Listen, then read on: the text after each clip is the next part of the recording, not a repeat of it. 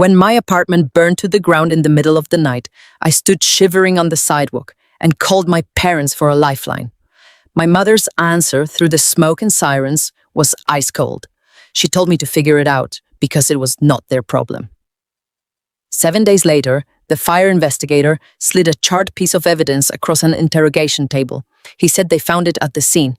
When I recognized what it was, my blood ran absolutely cold. The flames that destroyed my life were not an accident. They were a message. My name is Hannah Jenkins. I am 31 years old and I work as a regional corporate accountant for a mid-sized firm. My entire life has been built on order logic and predictability. I balance ledgers, I catch financial discrepancies, and I fix mistakes. I am the reliable one. I always have been. I truly believed that being dependable meant I would always have a safety net when the bottom fell out. I thought loyalty was a currency that paid out when you needed it most. I learned the hard way that surviving a literal fire is nothing compared to being burned by the very people who should have protected you. The nightmare began on a random Tuesday. The clock on my nightstand read exactly 2 a.m. when the first alarm shrieked through the silence. I woke up with a sharp gasp, my throat instantly burning. The air in my bedroom was thick, heavy, and tasted like sour ash. I coughed a deep rattling sound that tore through my chest and made my eyes water. The smoke alarm in the hallway was screaming a piercing, relentless sound that cut through the darkness and shattered my sense of safety. I scrambled out of bed, my bare feet hitting the hardwood floor, but I instantly stumbled. The room was filling with a thick gray haze that stung my eyes and choked the oxygen from my lungs. Panic, raw and primal, flooded my veins. My accountant brain, usually so calm and methodical, completely short-circuited. I dropped to my hands and knees and crawled toward the bedroom door, keeping my face as close to the floor as possible to find a tiny pocket of breathable air. I reached up and pressed my palm against the wood of the door. It was warm. It was dangerously hot. When I turned the brass knob and cracked the door open just an inch, a wall of blistering heat pushed me backward. My second-floor apartment was completely engulfed in flames. The living room was a roaring nightmare of orange and yellow light. The paint on the walls was peeling away in curling sheets of fire. The heat was a physical force pressing against my skin, singeing the edges of my hair and making it impossible to take a full breath. I slammed the bedroom door shut, cutting off the draft, and spun around. My mind raced through the emergency protocols I had practiced as a kid. Get out, find a window, leave everything behind. I lunged for my nightstand, my hand blindly swiping across the surface until my fingers closed around my cell phone. It was the only thing I could save. I was wearing nothing but a thin cotton pajama set, but I did not care about the cold or my modesty. Survival was the only instinct left in my body. I threw myself at the bedroom window, fumbling frantically with the metal latch. My hands were shaking so violently that I could barely undo the lock. Finally, the window slid open, and a sudden rush of cold autumn air hit my face. I sucked in a desperate breath, filling my lungs with clean oxygen before hurling myself over the sill and onto the rusted metal of the exterior fire escape. The iron grating was freezing against my bare feet, a jarring contrast to the inferno raging just inches away behind the glass. I scrambled down the steps, my knees scraping against the rough metal, my breath coming in ragged, painful gasps. I did not stop moving, did not look back until my feet hit the concrete of the alleyway below. Sirens were already wailing in the distance, a chaotic symphony of fire trucks and police cars rushing toward my address. Neighbors were spilling out onto the street, wrapping coats around their shoulders, pointing up at my building with wide, terrified eyes. I stood there on the cold pavement, shivering uncontrollably, clutching my phone tightly to my chest. I looked up at the window I had just crawled out of. The flames were licking the glass, eventually shattering the pane with a loud, violent pop that echoed down the block. Thick, toxic smoke billowed into the night sky, a dark, suffocating cloud that swallowed the stars. Everything I owned, every piece of furniture, every photograph, every memory I had built in that apartment was turning to ash before my eyes. As I stood there, watching the life I had built disappear, my analytical brain began to slowly process the scene. I watched the trajectory of the flames. The fire trucks arrived, and firefighters shouted urgent orders, dragging heavy hoses across the front lawn. They focused their initial blast of water on the front of my unit. That is when I saw it. The core of the blaze, The absolute center of the inferno was not in the kitchen where a stove might have been left on. It was not near the old baseboard heater in the living room. The brightest, most violent flames were pouring directly out of my front door. The heavy oak door that led to the main hallway was completely obliterated, the door frame charred and glowing like a furnace. The fire had started at the entryway. It had intentionally blocked the main exit out of the apartment.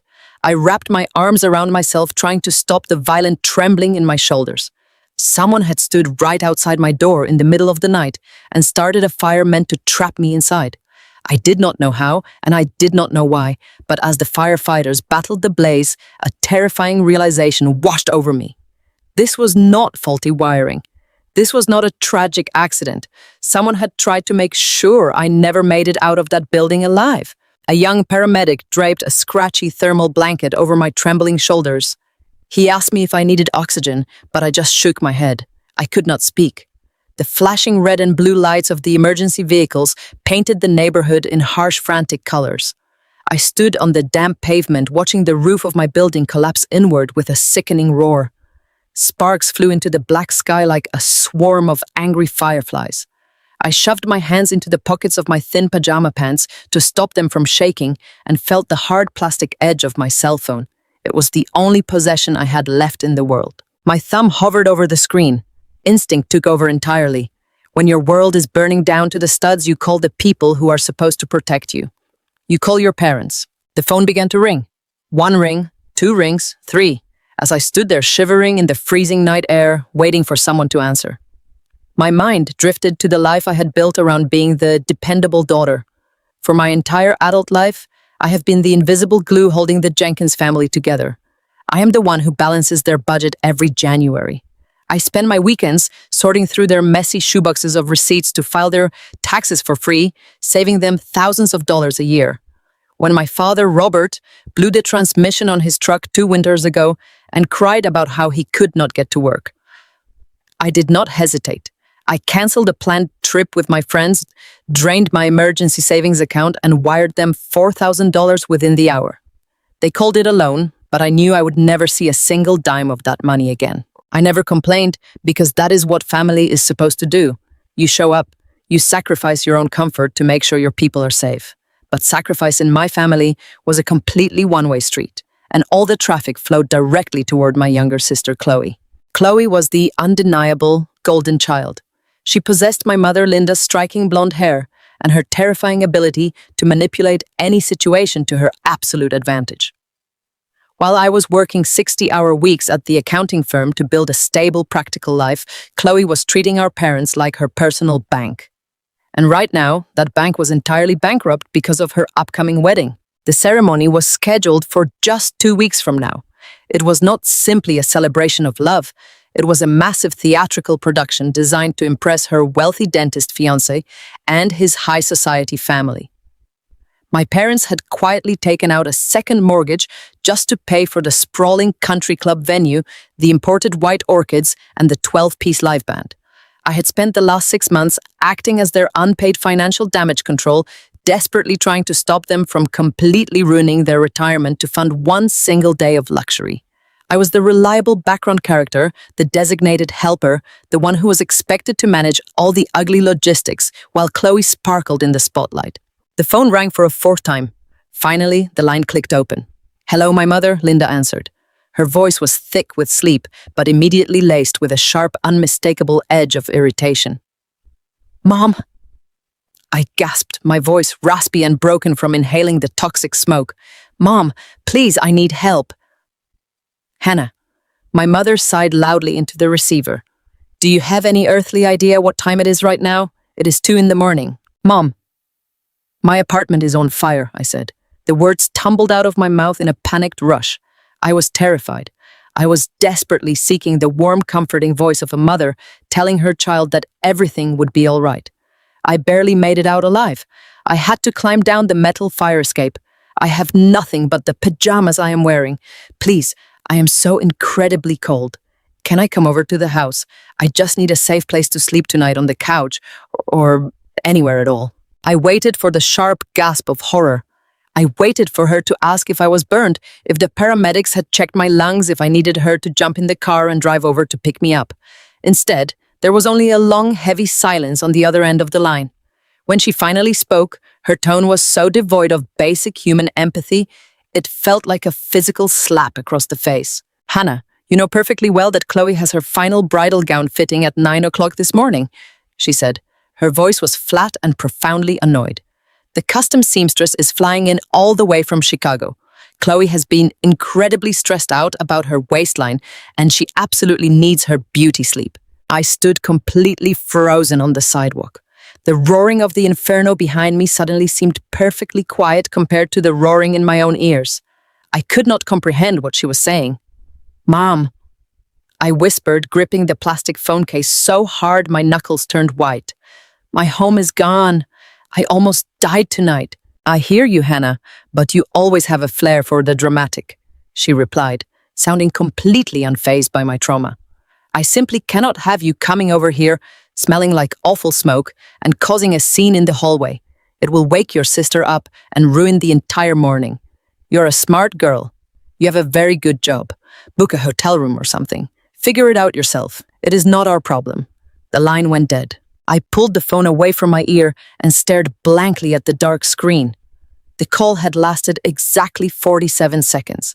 In less than a minute, my own mother had weighed my physical survival against her golden child's dress fitting and decided my trauma was just an inconvenient disruption to their perfect wedding timeline. I wrapped the thin paramedic blanket tighter around my shoulders. A cold autumn rain began to drizzle from the black sky, mixing with the falling ash, and landing on my bare arms. I was standing 50 feet away from the only home I had ever truly owned, watching the roof cave in and the windows shatter from the extreme heat. The physical destruction of my apartment was absolute and devastating, but as I stood there listening to the dial tone echo in my memory, I realized something much worse. The fire had destroyed my furniture and my clothes, but my mother's ice-cold words had just incinerated every last illusion I held about my family. I was completely and utterly alone. And as I stared into the burning wreckage of my life, a new unfamiliar feeling began to replace the blinding panic in my chest. It was not sorrow. It was a deep, quiet, and permanent anger. I just did not know yet that the worst discovery of all was still waiting for me in the ashes. The next 7 days were a masterclass in profound isolation.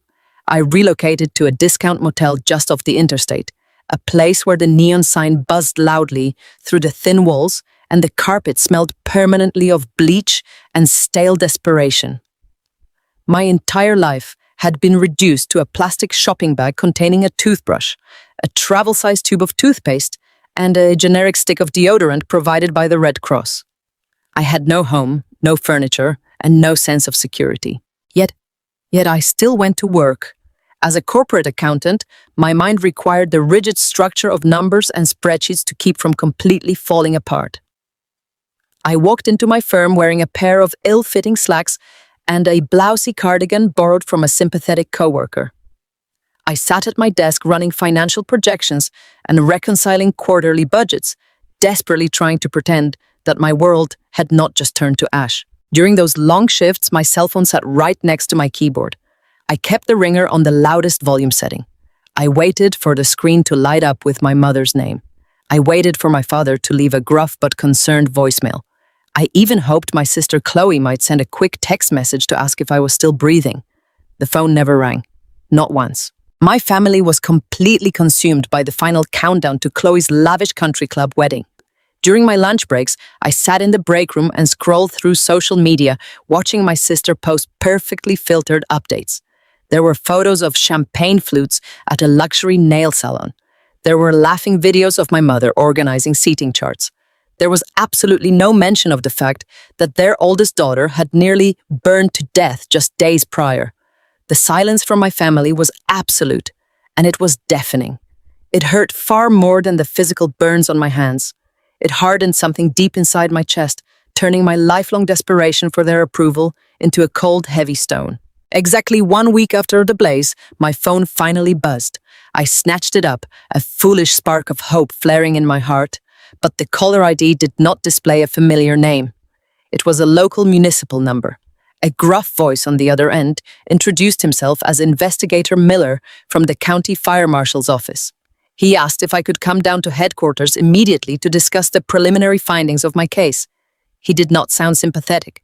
He sounded incredibly serious. An hour later, I was walking through the heavy glass doors of the fire department headquarters.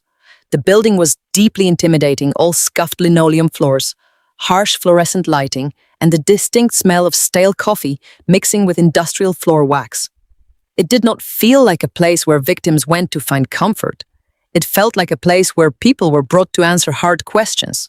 Investigator Miller met me in the lobby. He was a tall, broad-shouldered man with iron-gray hair and the exhausted eyes of someone who had spent 30 years sifting through the charred remains of other people's lives. He offered a polite but firm handshake before leading me down a long corridor. We bypassed the busy administrative desks and entered a small windowless interview room. The space held nothing but a scarred metal table and 3 hard plastic chairs. He gestured for me to sit down. He took the chair opposite mine and placed a thick manila folder directly in the center of the table. For a long moment, he simply looked at me, studying my borrowed clothes and the raw red blisters healing across my knuckles. "Ms. Jenkins," he began, his voice dropping into a low professional cadence, "we have spent the last week combing through the structural debris of your apartment building. Initially, given the age of the structure, we assumed we were dealing with a catastrophic electrical failure. That older wiring can be a ticking time bomb." I nodded slowly, my hands folded tightly in my lap. That was what the property manager had suggested on the same night of the fire. It made logical sense. But that theory did not hold up under closer inspection. Miller continued. He opened the folder and withdrew a stack of glossy photographs. They were pictures of my apartment, or what was left of it. Blackened walls, melted framework, and mountains of wet grey ash. He tapped his index finger against an image of my entryway. "Our accelerant detection dogs hit on multiple locations just inside your front door. We sent the debris samples to the state crime lab for chemical analysis. The results came back this morning." My breath caught in my throat. "Accelerant," I asked the word, feeling strange and heavy on my tongue. "Gasoline," Miller stated flatly. "A significant amount of it. Someone poured a highly flammable liquid directly across the threshold of your apartment, pulling it right at the base of your only exit before lighting the match. The fire was designed to spread instantly and block your path to safety." The small windowless room suddenly felt entirely devoid of oxygen. I stared at the photograph of my ruined doorway, my accounting brain struggling to process the impossible mathematics of what he was saying. "Gasoline, deliberately poured. Are you saying someone tried to murder me?" My voice trembled, echoing off the bare walls. Investigator Miller leaned forward, resting his forearms on the metal table, his gaze locked onto mine, searching for any trace of deception. "I am saying this was not an accident," he replied. "This was a targeted act of arson. But here is the detail that concerns me the most, Ms. Jenkins." He pulled another photograph from the folder. It showed a close-up of the heavy brass deadbolt that had been attached to my front door. The metal was scorched and blackened, but the mechanism itself remained perfectly intact. "We examined the locking hardware thoroughly," Miller explained. "There are no pry marks on the strike plate. The doorframe was not kicked in. The deadbolt was not forced open with a crowbar. The point of origin for the fire was completely inside your unit. Do you understand what that means?" I shook my head, my mind spinning violently. "It means the perpetrator did not break in," Miller said, his voice dropping to a whisper. "Whoever poured that gasoline walked right up to your apartment in the middle of the night, slid a key into the lock, opened the door, and walked inside." A chilling wave of horror washed over my entire body. I gripped the edges of the plastic chair as the sheer magnitude of his words crashed into me. A key. Someone had a key to my home. I lived alone. I was fiercely private. I had only ever given a spare key to one single person in the entire world, just 1 month ago, explicitly for emergencies: my father. The sterile interrogation room suddenly felt smaller, the cinder block walls pressing inward until the recycled air grew thick and heavy. The dull hum of the overhead ventilation fan sounded like a jet engine roaring in my ears. Investigator Miller did not say another word. He simply reached into his thick manila folder.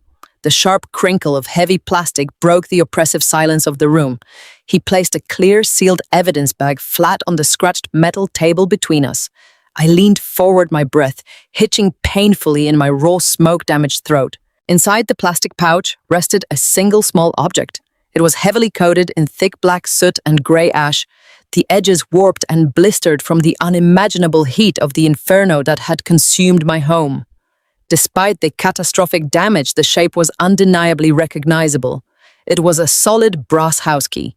The bottom half, the section with the intricate grooved teeth, was partially melted, contorted into a jagged, ruined wave of useless metal. The top half, however, had survived the flames just enough to tell a horrific story. I did not purchase generic flimsy hardware store keys. My apartment complex mandated specialized high-security locks for every unit. Every tenant was issued a specific brand of key with a heavy, distinctively geometric square head. Right in the center of that wide square head was a 6-digit alphanumeric serial number stamped deeply and permanently directly into the brass. Through the smudged plastic of the evidence bag, past the layers of violent smoke damage, my eyes locked onto the final 3 digits. 7, 4, 2. My stomach dropped out completely, leaving a cold, gaping void in my center. A wave of profound, dizzying nausea crushed over me, so intense, I had to grip the sharp edges of the metal table to keep myself from slipping out of the hard plastic chair. The blood in my veins turned to absolute ice, chilling me from the inside out. A high-pitched ringing filled my ears, drowning out the hum of the ventilation fan. I knew those numbers. I knew the heavy weight of that exact key. Exactly 1 month ago, I had sat across from my father in a crowded local diner. It was a rainy Sunday morning, and the air smelled like stale coffee and fried bacon. I had just paid a premium fee to have that high-security duplicate made. The process required a special signed permit from my landlord and a background check. I slid the shiny new brass key across the sticky Formica table to him, having carefully clipped it onto a small, sturdy silver ring. I told him it was solely for absolute emergencies. I explained that living alone sometimes triggered my anxiety, and knowing he had a direct way to get to me if something went terribly wrong gave me a profound sense of peace. I remembered the exact expression on his face that morning. Robert Jenkins had smiled warmly, reached across the table to pat my hand, and smoothly slipped the brass key into his heavy leather wallet. He promised me he would guard it with his life. He looked me right in the eyes and told me a father always protects his daughter. Now that very same key was sitting inside a police evidence bag. It had been recovered from the exact epicenter of the blaze, found lying in the ashes where a lethal pool of gasoline had been deliberately ignited to trap me inside my burning home. Investigator Miller leaned back in his chair and watched my face drain of all color. He did not ask if I recognized the key. He did not need to. My absolute paralyzing horror answered the question for him perfectly. My mind began to race, spinning out of control, as the impossible, terrifying reality locked firmly into place. Fathers do not burn their daughters alive by accident. This was not a random act of mindless vandalism. This was not a crime of opportunity committed by a passing stranger looking for a quick thrill. This required cold, calculated premeditation. Someone had to intentionally drive to my neighborhood in the dead of the night. Someone had to quietly carry a heavy canister of highly flammable liquid up the narrow wooden stairs. Someone had to slide that specific square-headed brass key into my deadbolt, silently unlock my front door, empty the gasoline across the threshold, and strike the match. My father had stood right outside my door, knowing his oldest child was sleeping just a few feet away, and chose to ignite an inferno. Why? The question echoed in my mind, deafening, chaotic, and desperate. Why would my own flesh and blood do this? I had spent my entire adult life making his life infinitely easier. I balanced his accounting books. I bailed him out of mounting credit card debt. I quietly stepped aside so my younger sister Chloe could soak up every single ounce of his affection and financial resources. I demanded absolutely nothing from them and gave everything I had. What possible reason could Robert Jenkins have to want me dead? I stared at the melted brass through the plastic, and a terrifying clarity began to pierce through the heavy fog of my shock. You do not burn down a second-story apartment just to destroy an old building. You burn it down to permanently destroy whatever is inside. You start a catastrophic fire to completely erase evidence. You start a fire to erase a person, My father had not simply tried to set a random blaze to claim an insurance check. He had attempted to execute a complete and total erasure of my existence. The blinding panic that had gripped my chest since the night of the fire suddenly evaporated, leaving behind something entirely new. In its place, a cold, sharp, and terrifyingly calm logic took over my brain. The dependable, sacrificing daughter died in those flames. I took a slow, steady breath, looking away from the evidence bag and locking eyes directly with the fire investigator. If my father wanted to play with fire, he was about to learn that I knew exactly how to burn a life straight to the ground. Stepping out of the fire department headquarters, the overcast sky felt heavy pressing down on my shoulders, like a physical weight. The damp pavement blurred beneath my feet as I walked to the bus stop, my mind caught in a horrific loop. My father, my own father, had taken the emergency key I gave him, walked up a flight of stairs in the dead of night, and tried to erase my existence. The sheer emotional gravity of that realization should have paralyzed me. For a few blocks it absolutely did. My chest tightened so severely I had to lean against a brick wall just to draw a ragged breath. But then something else took over. I am a regional corporate accountant. I have spent my entire adult life finding order in chaos, tracing anomalies, and making the math balance. Emotion can lie, but numbers never do. If my father had crossed the ultimate line, there had to be a calculable reason. I boarded a nearly empty city bus and rested my forehead against the cool glass of the window, watching the grey blur of the city pass by. I forced myself to mentally walk through my burned apartment. I had to treat my own ruined life like a forensic audit. What exactly was destroyed in the blaze? My bedroom furniture, my modest wardrobe, the vintage armchair I bought at a local flea market. None of those things mattered enough to warrant a lethal dose of gasoline. Then I pictured my small home office tucked into the corner of the living room, the heavy metal filing cabinets, my personal laptop sitting squarely on the wooden desk. The blaze had been concentrated at the front door, but the intense heat and water damage had completely obliterated that specific corner of the room. The fire investigator had mentioned how thoroughly the front half of the unit was gutted. Someone wanted to make absolutely certain that whatever was in that office was turned to a fine grey powder. The puzzle pieces suddenly snapped together with a sickeningly clear click. 3 weeks ago, my father had asked me for a favor. Robert Jenkins was a respected elder and the long-standing treasurer for the Grace Community Church, a sprawling, wealthy congregation in our suburban hometown. They were preparing for their annual board meeting, and he claimed the church administration software had crashed, wiping out a portion of the recent digital transaction history. He handed me 2 heavy cardboard boxes filled with physical receipts, bank statements, and handwritten ledgers related to the church charity fund.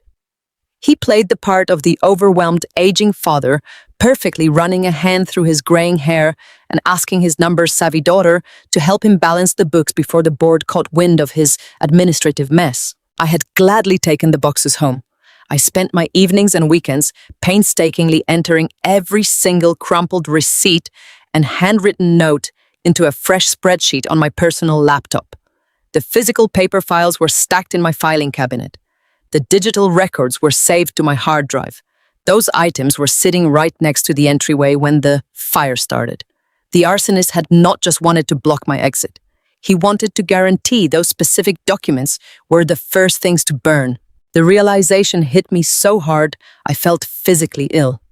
My father did not start a fire because he hated me. He started a fire because I was holding the evidence of a massive financial crime, and I had simply been too loyal, too blind to see it at the time.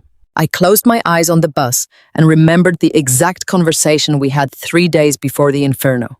I had called him on a Saturday afternoon while sipping coffee at my kitchen table, staring at the columns of numbers on my screen. I told him the math was not adding up. There were substantial recurring withdrawals from the charity fund marked as community outreach expenses, but the vendor invoices attached to them looked strange.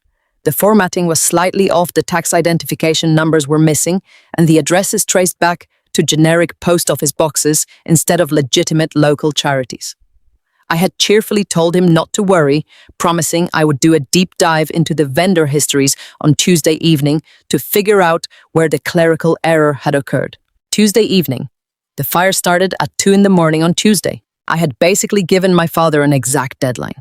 He knew that by Wednesday morning, his sharp, meticulous daughter would have a completely mapped out trail of his embezzlement. He had built his entire identity around being a pillar of the community, a devoted church leader, and a respectable family man. The discovery of a stolen charity fund would not just ruin his reputation, it would send him to federal prison for a very long time. I was the only person standing between him and absolute ruin, and I possessed the only copies of the damning paperwork. In his mind, it was a terrifyingly simple equation. If the apartment burned down, the physical ledgers burned with it. The corrupted hard drive would be chalked up to structural damage. And if the nosy accountant daughter happened to perish in the flames, well-dead women cannot testify at a fraud trial. It was the ultimate horrific cover-up. I stepped off the bus near my cheap motel, pulling the borrowed cardigan tighter around my shoulders to block out the biting wind. A terrifying clarity settled over my mind, washing away the last lingering shreds of my heartbreak. My father had weighed my life against his stolen cash and decided I was an acceptable casualty. He believed he had successfully erased the evidence and silenced his biggest threat in one brutal strike. He thought the game was completely over, but he had fundamentally underestimated the daughter he tried to kill. Robert Jenkins made a fatal miscalculation when he poured that gasoline across my threshold. He assumed the physical world was the only one that mattered. In his arrogant and incredibly outdated mind, burning those heavy cardboard boxes and melting the plastic shell of my personal laptop meant the church ledgers were permanently erased from existence. He genuinely thought the fire had swallowed his sins along with my home. But my father forgot exactly who he raised. I am not just a dutiful daughter who organizes paperwork on the weekends as a favor. I am a regional corporate accountant trained to anticipate total disaster.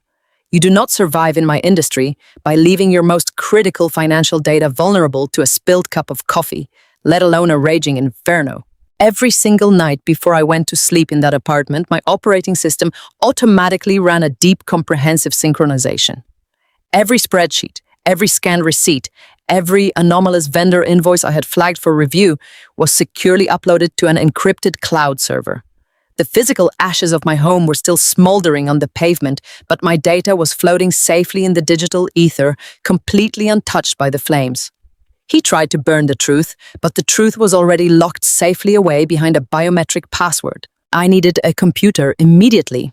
I walked through the sliding glass doors of the downtown public library, my borrowed shoes squeaking slightly on the polished linoleum floor.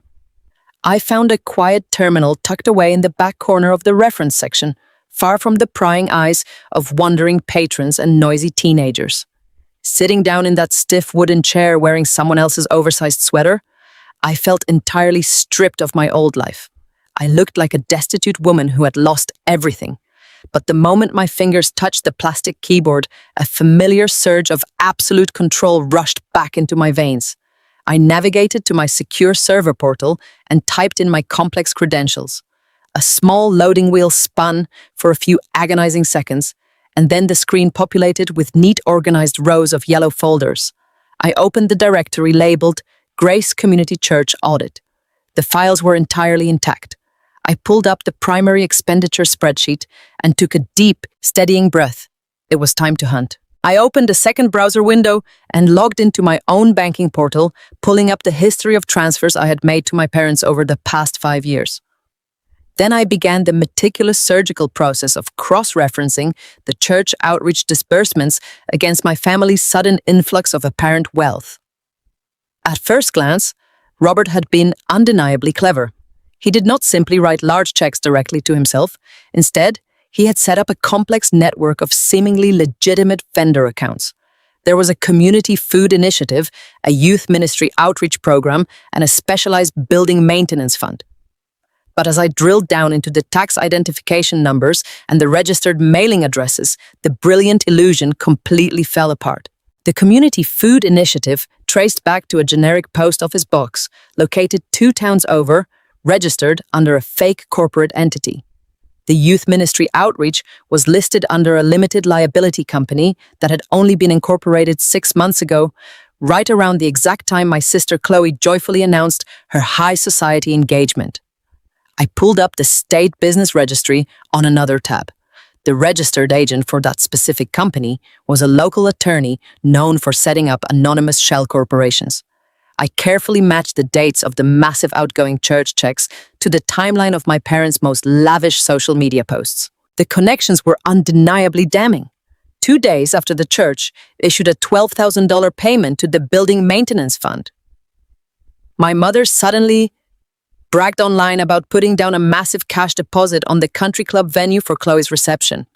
A week after the youth ministry received a $15,000 grant, my father bought Chloe a custom-imported wedding gown, telling everyone it was a generous gift paid for by his savvy stock market investments. Every time Chloe demanded a ridiculous luxury for her perfect day, the Grace Community Church mysteriously paid a major invoice to a ghost company. The pattern was brutally undeniable. My father was not just skimming a few $100s off the top to cover a bad month of bills. He was orchestrating a massive systematic depletion of the congregation's sacred charity reserves. I highlighted the fraudulent columns, dragging my cursor down the screen and running a quick auto-sum function at the bottom of the master spreadsheet. The final number materialized on the monitor in bold black font: $180,000. My blood ran completely cold. My father had siphoned $180,000 intended for struggling families, local food banks, and community relief directly into his own pockets. He had used the holy cover of a church treasury to finance a lavish theatrical lifestyle that he otherwise could never afford. He built his golden child's dream wedding on a foundation of absolute theft. I sat back in the hard library chair, staring at the glowing monitor as the horrific reality washed over me. The chill of the air conditioning raised goosebumps on my arms, but inside my chest I was burning with a quiet, calculated fury that no amount of water could extinguish. My own flesh and blood had tried to murder me to keep these specific numbers hidden. He thought the fire would make him untouchable. He thought the flames would silence the only person smart enough to connect the dots. He was incredibly wrong. The scared, loyal daughter who always bailed her family out of trouble was dead. The first phase of my survival was over. The counterattack had officially begun. The library was painfully quiet, the only sound the soft tapping of my fingers against the keyboard. I stared at the sum on the screen, $180,000. But an auditor knows that a missing sum is only half the story. Money never simply evaporates into thin air. It flows like water, seeking the path of least resistance until it pools somewhere concrete. I needed to know exactly where that stolen church charity money had pooled. Because I had dutifully prepared my parents' tax returns for the past 7 years, an act of unpaid loyalty they had completely taken for granted, I still had their primary banking routing numbers memorized. It was a massive breach of protocol to dig this deep, but they had tried to burn me alive, so professional courtesy was officially off the table. I traced the electronic transfers originating from the ghost charities my father had set up. The funds bounced through a series of temporary holding accounts, a clumsy attempt at money laundering that might have fooled a volunteer church board but could never survive a forensic audit. The electronic trail finally terminated at a regional bank just 3 towns over. I bypassed the standard security protocols using the detailed personal information I knew by heart. The account dashboard loaded on my screen, displaying a massive checking balance. I moved my cursor to the account details tab and clicked. The names of the primary account holders appeared in stark black text: Linda Jenkins and Chloe Jenkins. My breath caught in my throat. I read the names again, praying my exhausted eyes were playing tricks on me. But the screen remained unchanged. The stolen money had not gone to cover a desperate medical emergency or to save a failing business. It had not been lost to a secret gambling addiction or a bad real estate investment. Every single dollar my father had embezzled from the church outreach program had been funneled directly into a joint account controlled entirely by my mother and my younger sister. The sheer scale of the betrayal struck me with the force of a physical blow. The money meant to run local food banks and support struggling families in our community was actively funding Chloe's lavish, picture-perfect lifestyle. I pulled up the transaction history for their joint account. The purchases were sickeningly extravagant. There were massive debit charges to high-end bridal boutiques, luxury florists, and exclusive country club venues. There were deposits for a tropical honeymoon and payments to a celebrity wedding photographer. My mother, the woman who had coldly told me to figure it out while I stood shivering and homeless on the street, was actively spending stolen charity funds to pamper her golden child. They were building a fairy tale wedding on a foundation of absolute theft, and I was the unpaid discarded workhorse who was never supposed to find out. I leaned back in the hard wooden library chair, rubbing my temples, as a new, far more terrifying realization began to form in my mind. The money explained the crime, but it did not fully explain the fire. Embezzlement is a quiet, cowardly act. Arson is violent, loud, and incredibly risky. To understand why my father would escalate from stealing checks to pouring gasoline, I had to reconstruct the exact timeline of the past 2 weeks. I closed my eyes and mentally scrolled back to the Saturday afternoon, just 3 days before the inferno. I had been sitting on my worn living room sofa, drinking a mug of hot tea with the church ledger spread out across my coffee table. I remembered picking up my phone and dialing my father's number. I remembered the exact cheerful tone of my voice. I had told him not to worry that I had started the preliminary audit, but I had spotted some strange discrepancies with the vendor tax identification numbers. I told him the formatting looked completely wrong and the mailing addresses were bouncing back to generic postal boxes. I remembered his long, heavy silence on the other end of the line. I had mistakenly assumed he was just embarrassed by his own sloppy bookkeeping. So being the reliable, helpful daughter, I offered him a fatal promise. I told him I would dedicate my entire Tuesday evening to doing a deep forensic dive into the vendor histories to clear up the mess before the upcoming church board meeting. Tuesday evening, the words echoed in my mind like a death knell. I had given him a strict 72-hour deadline. He knew exactly how thorough I was. He knew that by Tuesday night I would possess absolute undeniable proof that he had stolen $180,000. If I finished that audit, the church board would demand an investigation. The police would be called. His pristine reputation as a pillar of the community would be destroyed. He would face federal prison, and my mother and sister would face intense legal scrutiny for spending the stolen funds. He did not panic because he thought I might make a mistake. He panicked because he knew with absolute certainty that I would find the truth. He had 3 days to solve his problem. He could have come to my apartment, confessed his sins, and begged for my help to quietly return the money. But that would have required humility. It would have required sacrificing Chloe's perfect wedding. Instead, he made a choice that chilled me to the very marrow of my bones. He weighed his own social status, his freedom, and his golden child's luxury against my actual life, and he decided I was an acceptable casualty. He took the emergency spare key I had given him out of love and trust. He drove to my building in the dead of the night. He poured gasoline across my only exit to ensure I could not escape. He struck a match to completely incinerate the ledgers, the hard drive, and the inquisitive daughter who was about to ruin their perfect suburban illusion. The realization solidified the cold, heavy stone in my chest. I was no longer a grieving victim mourning the loss of a loving family. I was the surviving witness to a violent conspiracy, and I was about to teach them the true cost of their greed. The glow of the library monitor shifted from the stark white rows of my financial spreadsheets to the vibrant, hyper-filtered colors of my younger sister's digital life. I opened a new browser tab and navigated directly to Chloe's public social media profile. I had not looked at her page in months, largely because seeing her endless stream of luxury always made my own frugal, exhausting existence feel entirely inadequate. But now, armed with the knowledge of exactly how those luxuries were being funded, every single photograph looked like a piece of active crime scene evidence. I clicked on a picture posted just 4 days ago, 24 hours before my apartment was reduced to a pile of toxic ash. The image showed Chloe standing on a velvet pedestal in an exclusive downtown bridal boutique. She was wearing a custom silk and lace gown that cascaded into a massive glittering train. The caption below the photo read, "Found the one, a huge thank you to my amazing parents for this $15,000 custom masterpiece. I am the luckiest bride in the world." $15,000. I stared at my own hands resting on the library desk.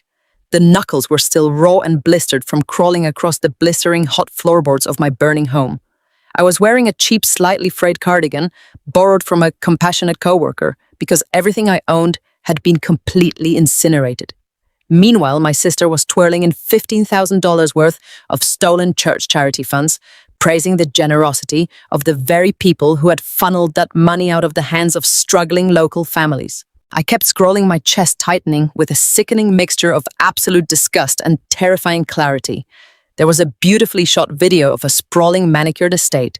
It was the Oak Brook Country Club, one of the most exclusive and outrageously expensive venues in our entire state.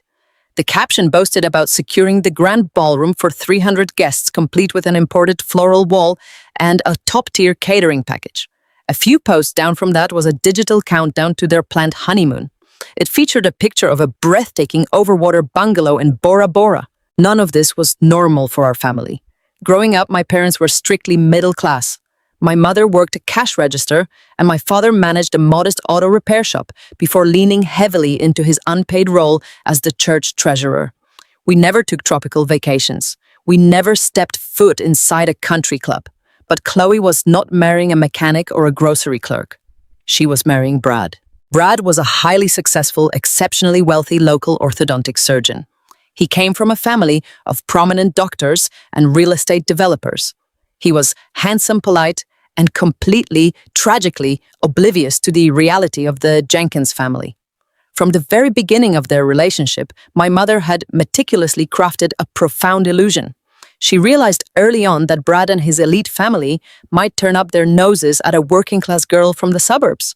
So my parents completely reinvented themselves. They maxed out their credit cards on designer clothes, leased a luxury vehicle they could not afford, and started throwing around terminology about investments and portfolios. They convinced Brad and his entire family that the Jenkins clan was quietly wealthy, a family of old money and deep community influence. It was a spectacular high-stakes masquerade, and maintaining that massive lie required an endless astronomical stream of cash. When my own grueling 60-hour work weeks and free financial handouts were no longer enough to keep up the charade, my father turned to the church ledgers. He needed hundreds of thousands of dollars to buy his golden child the perfect aristocratic pedigree. He needed to pay for the country club, the Bora Bora bungalow, and the custom gown so Brad's family would never suspect they were merging their dynasty with absolute frauds. I leaned back in the hard wooden library chair, the ambient noise of the building entirely fading away. A profound, bone-chilling realization washed over my entire body, freezing me in place. The math finally added up in the most horrifying way possible. 3 days before the fire, I had told my father I was auditing the church vendor accounts. I told him I was looking into the exact ghost companies he was using to drain the charity fund. If I finished that audit, the entire illusion would instantly shatter. The church board would press charges. The police would arrest him for grand theft. But worst of all, in my mother's eyes, the scandal would hit the local news. Brad's wealthy, image-conscious family would cancel the wedding immediately. The golden child would lose her millionaire surgeon, and my parents would face total social and financial ruin. I looked back at the screen at the smiling face of my sister, raising a champagne flute in her stolen gown. My parents did not just set a fire to destroy some paperwork. They set a fire to protect a party. They looked at my life, my beating heart, my future, and they placed it on a scale against a country club reception and a country club son-in-law. They literally decided that letting their oldest daughter burn to death in the middle of the night was an acceptable price to pay to ensure Chloe got her dream wedding. They valued their social status and a wedding cake over my breathing existence. The sheer breathtaking cruelty of it should have broken me completely. It should have sent me collapsing to the library floor in a puddle of tears. But the tears never came. Instead, a brilliant, terrifyingly cold focus settled over my mind. They had built their entire fragile kingdom on a foundation of gasoline and lies. They thought they had burned the only threat to their perfect illusion. They had no idea that they had actually forged a weapon. I quietly closed the browser tab, logged out of the computer, and stood up from the desk. I was done being the dependable, invisible victim. It was time to show my parents exactly what happens when you play with fire. 3 days after uncovering the horrific truth inside the public library, I returned to my dingy roadside motel after a grueling 10-hour shift at the accounting firm. The front desk clerk, a weary woman who always looked at me with a mixture of pity and annoyance, flagged me down to hand over a stark white envelope. It bore the embossed blue logo of my renter's insurance provider. I tore open the thick paper flap as I walked down the dim, bleach-scented hallway toward my room. The corporate jargon was dense and deliberately confusing, but the bold text near the bottom of the second page was impossible to misunderstand. Claim denied. The letter cited an ongoing law enforcement investigation into the origins of the blaze. It explicitly invoked a standard policy clause regarding the strong suspicion of an intentional act. My only remaining financial safety net had just been completely vaporized. I dropped onto the sagging motel mattress, staring at the typed words until the letters blurred together into a meaningless grey smear. Without that insurance payout, I had absolutely nothing left in the world. I had no money to secure a new apartment lease, no funds to replace my professional wardrobe, and barely enough cash remaining in my checking account to cover another week of temporary lodging. The financial strangulation felt incredibly deliberate, a tightening noose designed to leave me entirely helpless. Before I could even process the crushing reality of being completely broke, my cell phone vibrated violently against the cheap laminate nightstand. The caller ID displayed the county fire marshal headquarters. When I answered, Investigator Miller did not bother with any polite pleasantries. His voice was completely stripped of the underlying sympathy he had shown during our last meeting. He instructed me to return to the station immediately. He did not ask if I was available. He commanded it. The 20-minute bus ride back downtown felt like a slow, agonizing march toward the gallows. The moment I stepped into the sterile, brightly lit lobby, the shift in the atmosphere was instantly palpable. The administrative staff avoided making eye contact, suddenly fascinated by their computer monitors. Investigator Miller escorted me back into that exact same windowless interrogation room, but this time another detective was waiting for us. She was a tall, sharp-featured woman who introduced herself as Detective Larson from the Municipal Arson Task Force. I was clearly no longer a displaced victim in their eyes. I had been abruptly reclassified as a hostile subject. Investigator Miller closed the heavy metal door and did not offer me a seat. He leaned against the edge of the table, his arms crossed tightly over his chest, his jaw set in a rigid line. He informed me that my father had come into the precinct entirely on his own volition the previous afternoon. Robert Jenkins had sat in this very room and put on the theatrical performance of a lifetime. According to Miller, my father had wept openly. He had played the role of the heartbroken, deeply concerned patriarch, trying desperately to save his troubled daughter from herself. Investigator Miller slid a printed transcript of my father's official statement across the scratched metal table. I picked up the paper, my raw, healing hands trembling slightly as I read the meticulously crafted lies. Robert claimed I had been exhibiting severe mental instability for the past 6 months. He told the detectives I was drowning in secret, crippling debt, ruthlessly twisting the very fact that I had repeatedly drained my own savings to bail him out of his financial mistakes into a fictional, out-of-control gambling problem. My father painted a highly detailed picture of a desperate, erratic woman who had casually mentioned setting a fire just to collect a massive insurance payout and start her life over somewhere new.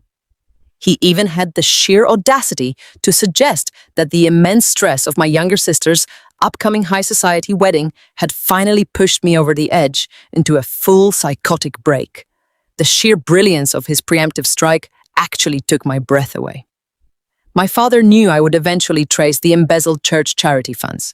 He knew I would effortlessly connect the missing money to the gasoline poured at my front door. So he built an impenetrable legal firewall composed entirely of psychological warfare. By rushing to the authorities first, he successfully and completely poisoned their perspective against me. He preemptively framed my future accusations against him as the delusional, vindictive ramblings of a guilty, jealous sister trying to deflect the blame onto her innocent, upstanding family. I looked up from the transcript, my heart hammering against my ribs like a trapped bird, desperately trying to escape.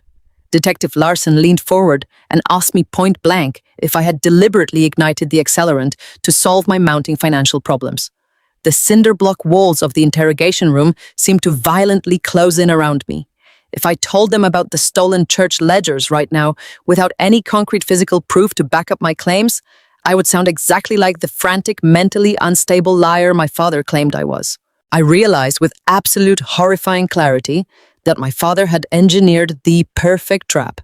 I was now officially the prime suspect in a first-degree felony arson case. The insurance company had frozen my desperately needed assets based entirely on his fabricated testimony. The two detectives sitting across from me were simply waiting for me to slip up, break down, and confess to a crime I did not commit. If I could not produce undeniable airtight evidence that Robert Jenkins unlocked my door and poured that gasoline himself, I was going to lose my accounting license, my freedom, and the next 20 years of my life to a federal penitentiary. My parents were literally willing to lock me in a concrete cage just to ensure Chloe could walk down the aisle in a $15,000 custom gown. I carefully placed the printed transcript back onto the metal table, smoothing out the edges with my thumbs.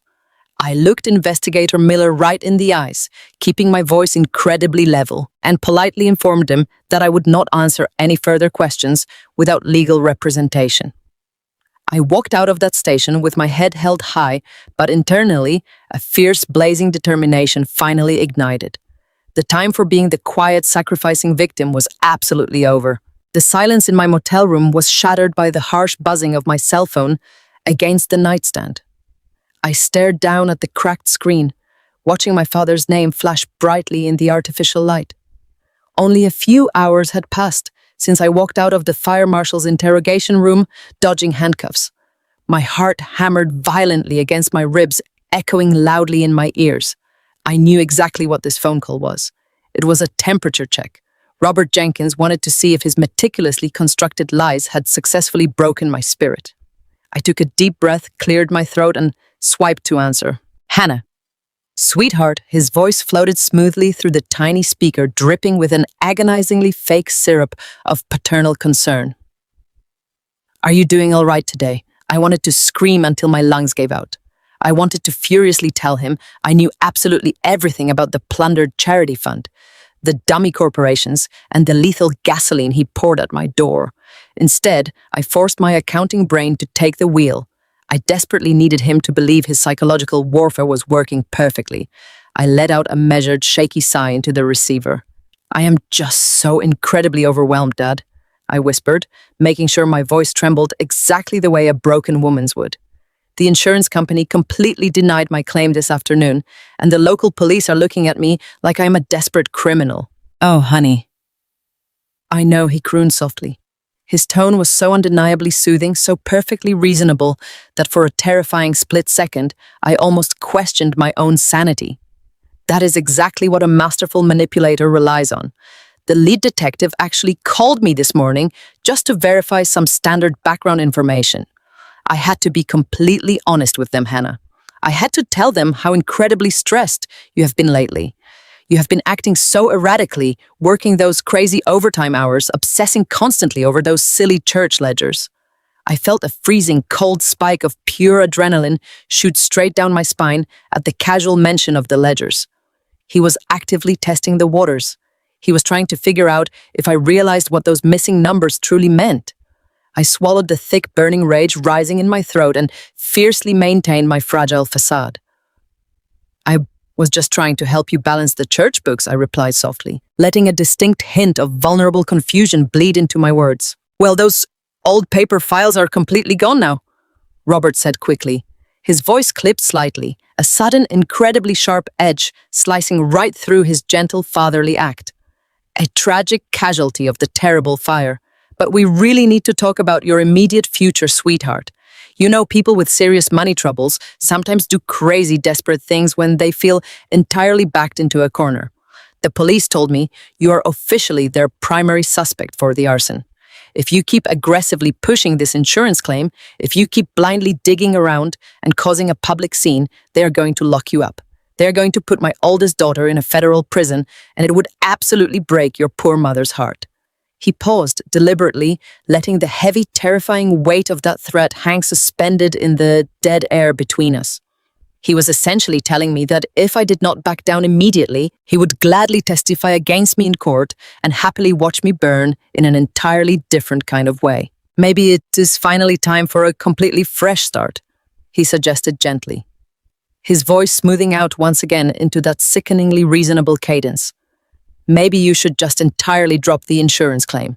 Pack up whatever you have left and permanently move out of state. Go somewhere entirely new, Hannah.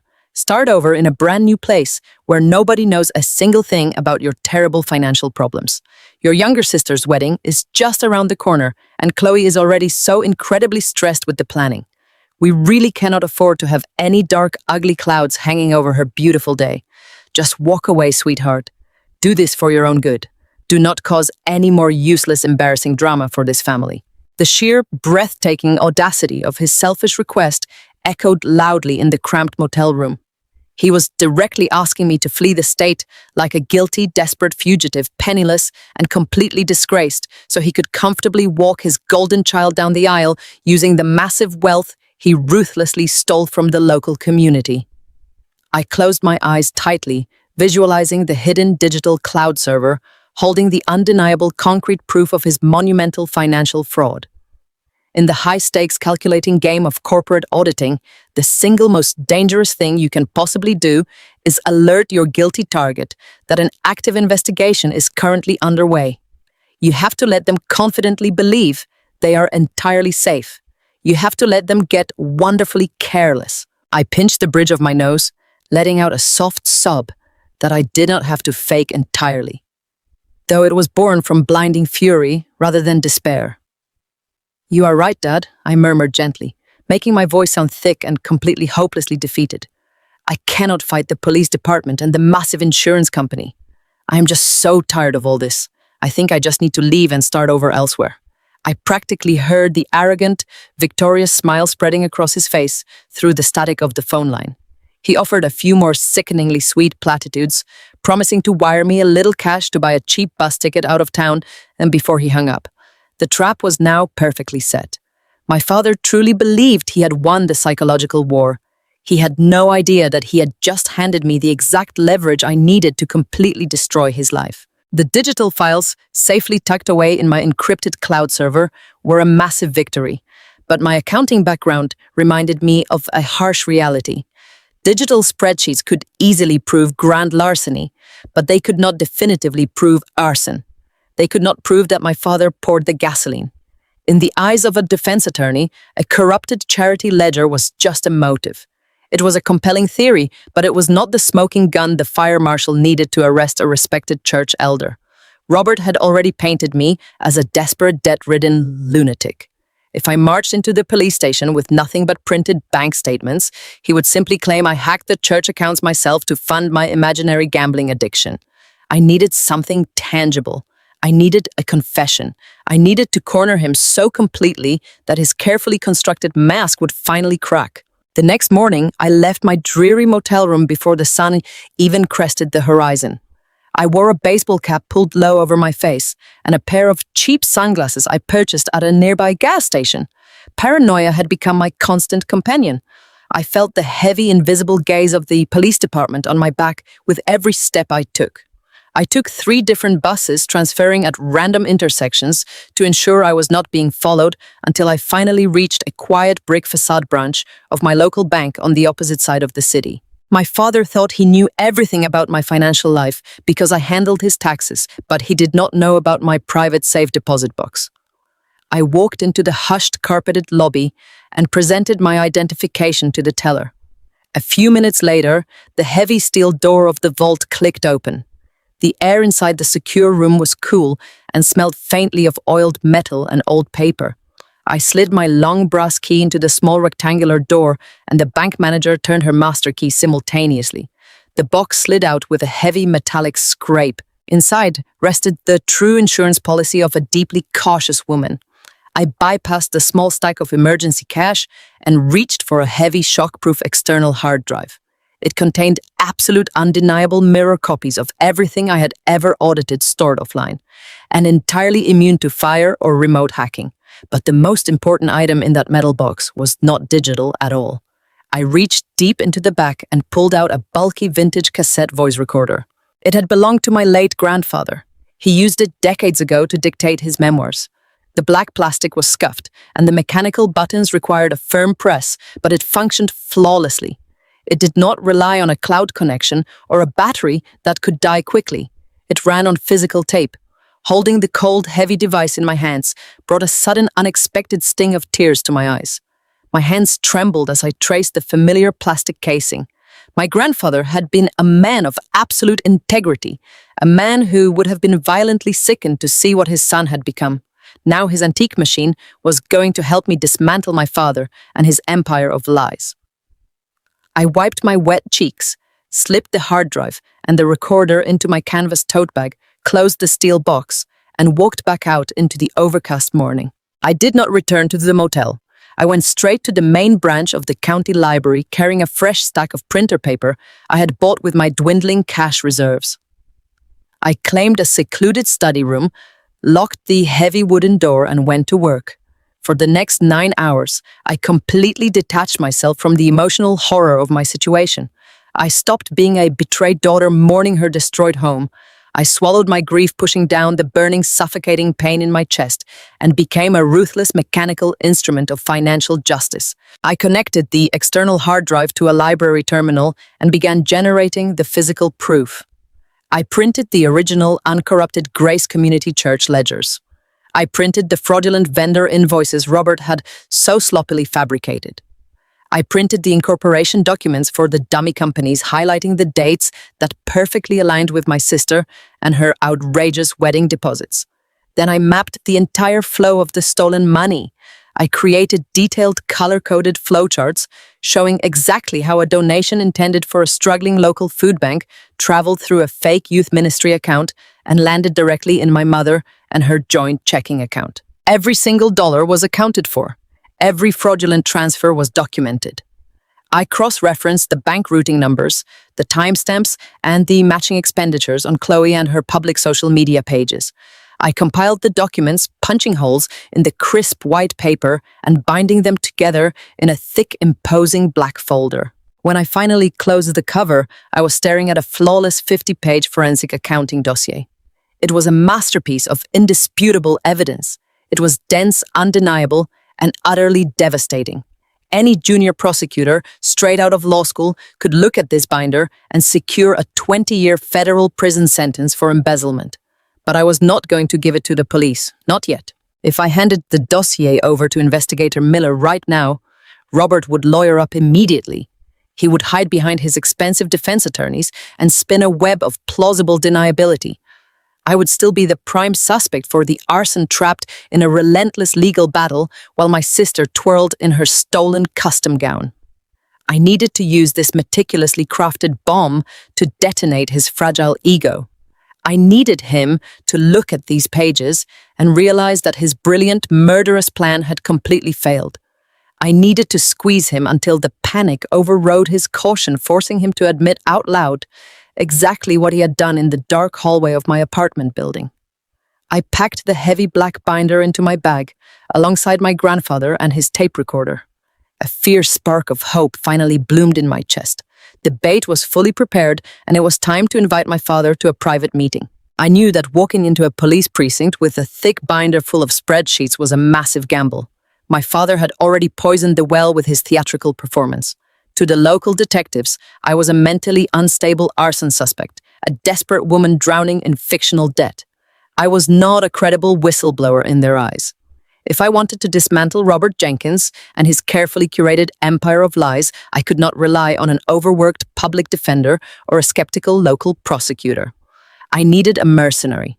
I needed a legal predator who specialized in tearing apart white-collar criminals.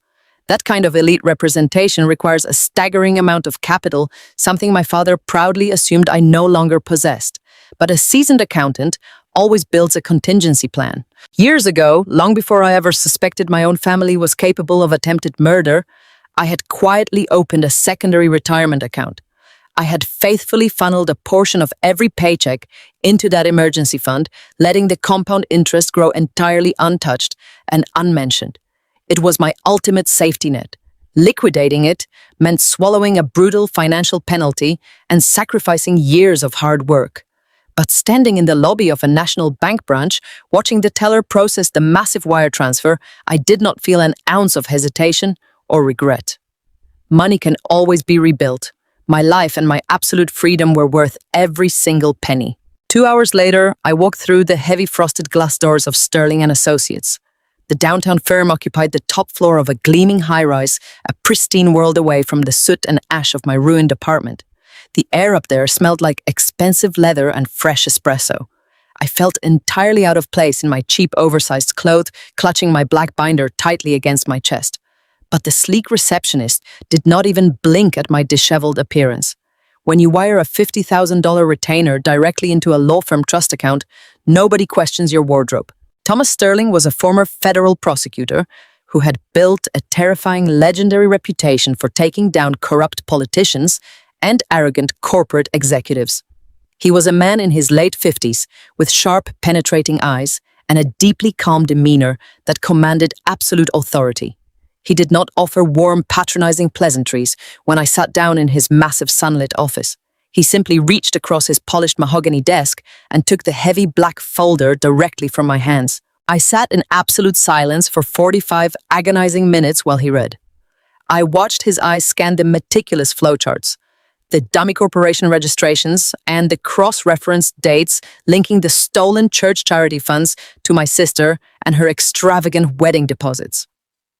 I watched his expression shift from professional detachment to absolute unadulterated shock. He flipped back to the timeline, detailing the day I informed my father of the audit followed immediately by the night of the fire, and my father and his preemptive strike at the police station. Thomas finally closed the binder. He took off his reading glasses and let out a long, slow breath. In 25 years of prosecuting financial crimes, he said, his voice dropping into a low, dangerous cadence, I have never seen a man so arrogant and yet so fundamentally reckless. He did not just steal from his own congregation. He used that stolen charity money to buy his daughter a luxury lifestyle, and then he tried to execute his other daughter to cover the trail. The sheer breathtaking audacity of this crime is almost hard to comprehend. Hearing a brilliant, respected attorney validate everything I had uncovered felt like a physical weight lifting off my chest. I leaned forward, gripping the leather arms of my chair. I asked him if we should take the binder straight to the district attorney and demand an immediate arrest. Thomas shook his head slowly, a cold, predatory smile forming on his lips. We don't just take this to the police, he replied firmly. We let him hang himself in public. We secure a confession so airtight no jury will ever doubt it. He explained that if we handed the documents over now, my father would immediately hire his own defense team. Robert would aggressively stall the investigation. He would claim I hacked the church servers and fabricated the digital evidence to escape my pending arson charges. He would play the weeping victim to his wealthy congregation and completely delay justice for years. We could not give him the chance to hide behind a lawyer or spin a new narrative. We needed to corner him when he was completely stripped of his psychological defenses. We needed to strike when his entire focus was consumed by maintaining his fake upper crust facade. The timing was dangerously perfect. Chloe and her lavish country club wedding was exactly 1 week away. The Jenkins household was about to become a chaotic, high-stakes theater production. Florists, caterers, wedding planners, and extended family members would be constantly rotating through the property. My mother would be in a frantic state of micromanagement, desperate to impress her future son-in-law and his wealthy medical family. My father would be desperately trying to play the part of the generous, affluent patriarch. It would be the most stressful, exhausting, and demanding week of their entire lives. Their nerves would be completely frayed, their attention entirely divided. Thomas and I spent the rest of the afternoon meticulously designing our trap. I was going to use the absolute chaos of the wedding week to slip right past their perimeter. I was going to infiltrate the very house from which they had banished me, walking right through the front door while they were entirely distracted by their own vanity. We mapped out every single psychological trigger, every angle of approach, and exactly how to use my grandfather and his vintage tape recorder to capture the final damning truth. By the time I left his office and stepped back out into the bustling city streets, the crushing, suffocating blanket of victimhood had completely vanished from my mind. I had a devastating weapon, I had an expert guide, and I had a flawless plan. My parents wanted a spectacular, unforgettable wedding celebration to cement their fraudulent social status. I was going to make absolutely certain it was an event our community would never forget. The gravel crunching under my worn canvas sneakers sounded abnormally loud as I walked up the long, curving driveway of my childhood home. The neighborhood was a symphony of perfectly synchronized sprinkler systems and humming luxury sedans. Approaching the sprawling concrete driveway of my parents' suburban estate felt like crossing enemy lines. I had parked my cheap rental car 3 blocks away in a strip mall parking lot, wanting to look as pathetic and destitute as possible when I finally reached their front porch. The towering colonial house stood before me completely untouched by the horrific reality of the past few weeks. Freshly hung floral wreaths decorated the double mahogany doors, broadcasting to the entire neighborhood that a joyous high society wedding was imminent. Meanwhile, I stood on the welcome mat wearing a faded grey sweatshirt from a discount bin and a pair of scuffed shoes. My hair was deliberately unwashed and pulled back into a messy knot. I needed to look exactly like the broken, terrified woman they expected me to be. I pressed the glowing brass button beside the heavy door. The melodic chimes echoed deep within the quiet sanctuary of the house. Every muscle in my body instinctively screamed at me to run, to flee from the people who had casually weighed my life against a country club reception and decided I was entirely expendable. But I forced my shoulders to slump forward in defeat. I focused on the memory of the thick black ash covering my only pair of work shoes, letting genuine tears pool in the corners of my eyes. I was a corporate accountant, but today I had to be a master of theatrical deception. I clutched my canvas tote bag tightly against my side, acutely aware of my grandfather and his vintage tape recorder resting silently at the bottom. The heavy door swung inward, revealing my mother. Sandra Jenkins stood framed in the entryway, holding a crystal glass of iced lemon water. She wore crisp white linen trousers and a pale blue silk blouse, looking perfectly serene. When her eyes landed on my disheveled figure, her pleasant expression instantly dissolved into a mask of profound distaste. She did not reach out to hug her eldest daughter, who had nearly burned to death just days ago. Instead, she took a small instinctive step backward, as if my poverty and misfortune might somehow rub off on her expensive upholstery. "What are you doing here, Hannah?" she demanded. Her voice was sharp and brittle, and she kept the door only halfway open as a physical barrier. I swallowed hard, allowing a pathetic, trembling sob to escape my lips. I let my hands shake visibly as I clutched the fabric of my cheap sweater. "Mom, please," I whispered, injecting every ounce of manufactured desperation I could muster into my voice. "I am so incredibly sorry. I was wrong about everything. You were right. Dad was right. I am just so scared, and I have absolutely nowhere else to go."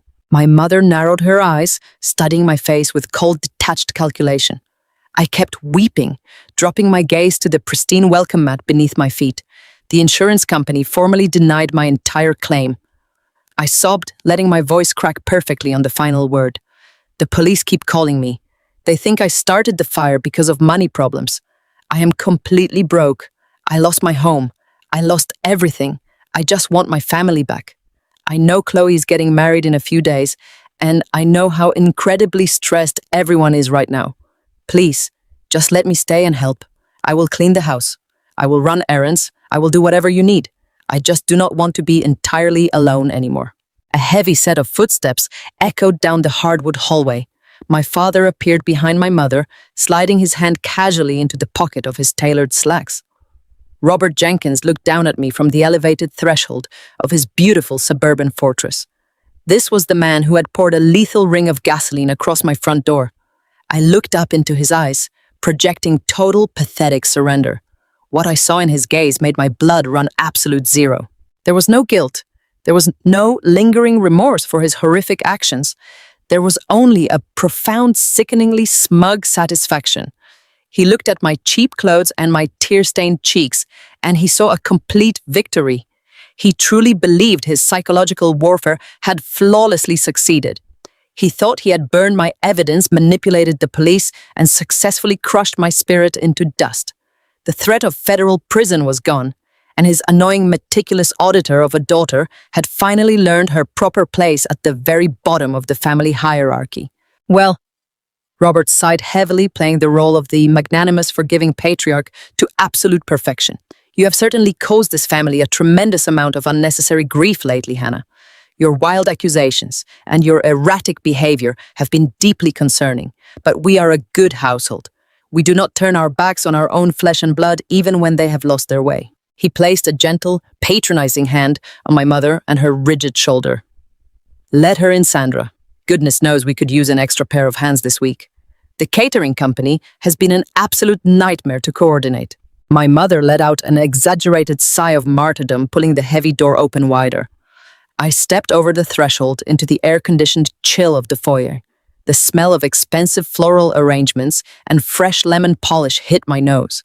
Before I could even wipe the fake tears from my face, my younger sister descended the grand sweeping staircase. Chloe was wearing expensive designer athletic wear, aggressively typing on her rose gold smartphone.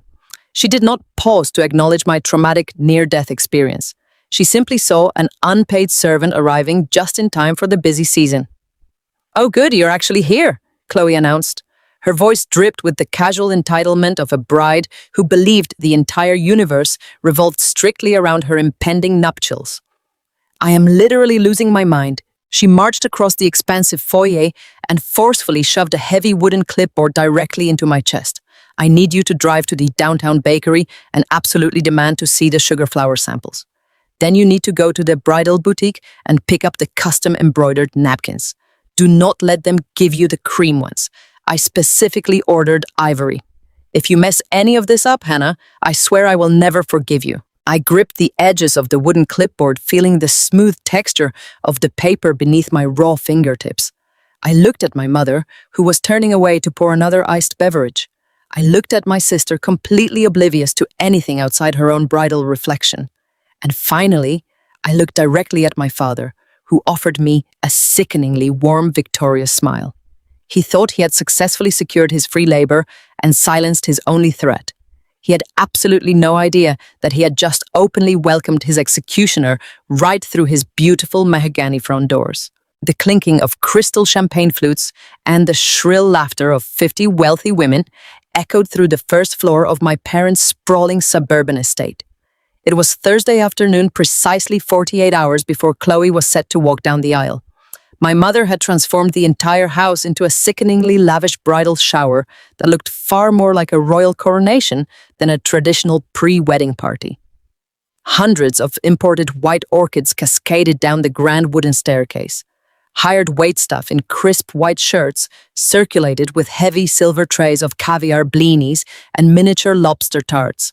And right in the middle of this ridiculous, extravagant display of stolen wealth, I was working as an unpaid servant. My mother had instructed me to wear a plain black dress, something that would help me blend in perfectly with the legitimate catering crew. For 4 agonizing hours, I carried heavy trays of dirty plates back and forth to the bustling kitchen. I refilled empty mimosa glasses. I quietly picked up discarded cocktail napkins from the plush living room carpet.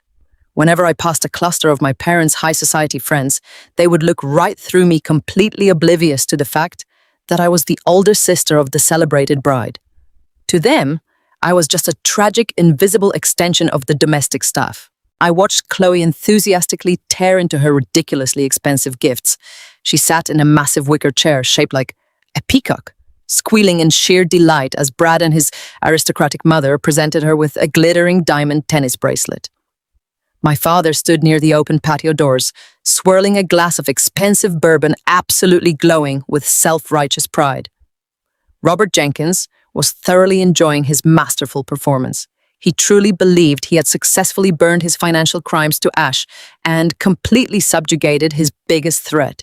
He thought I had been broken into total submission, forced to fetch drinks for his golden child while he played the benevolent, wealthy patriarch. He had absolutely no idea that my pathetic subservience was nothing but a carefully calculated act.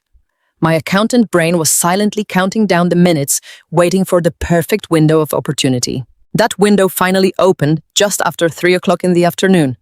The caterers wheeled out a massive 5-tier fondant cake, and my mother enthusiastically herded all the guests into the sunroom for a lengthy, overly sentimental toast.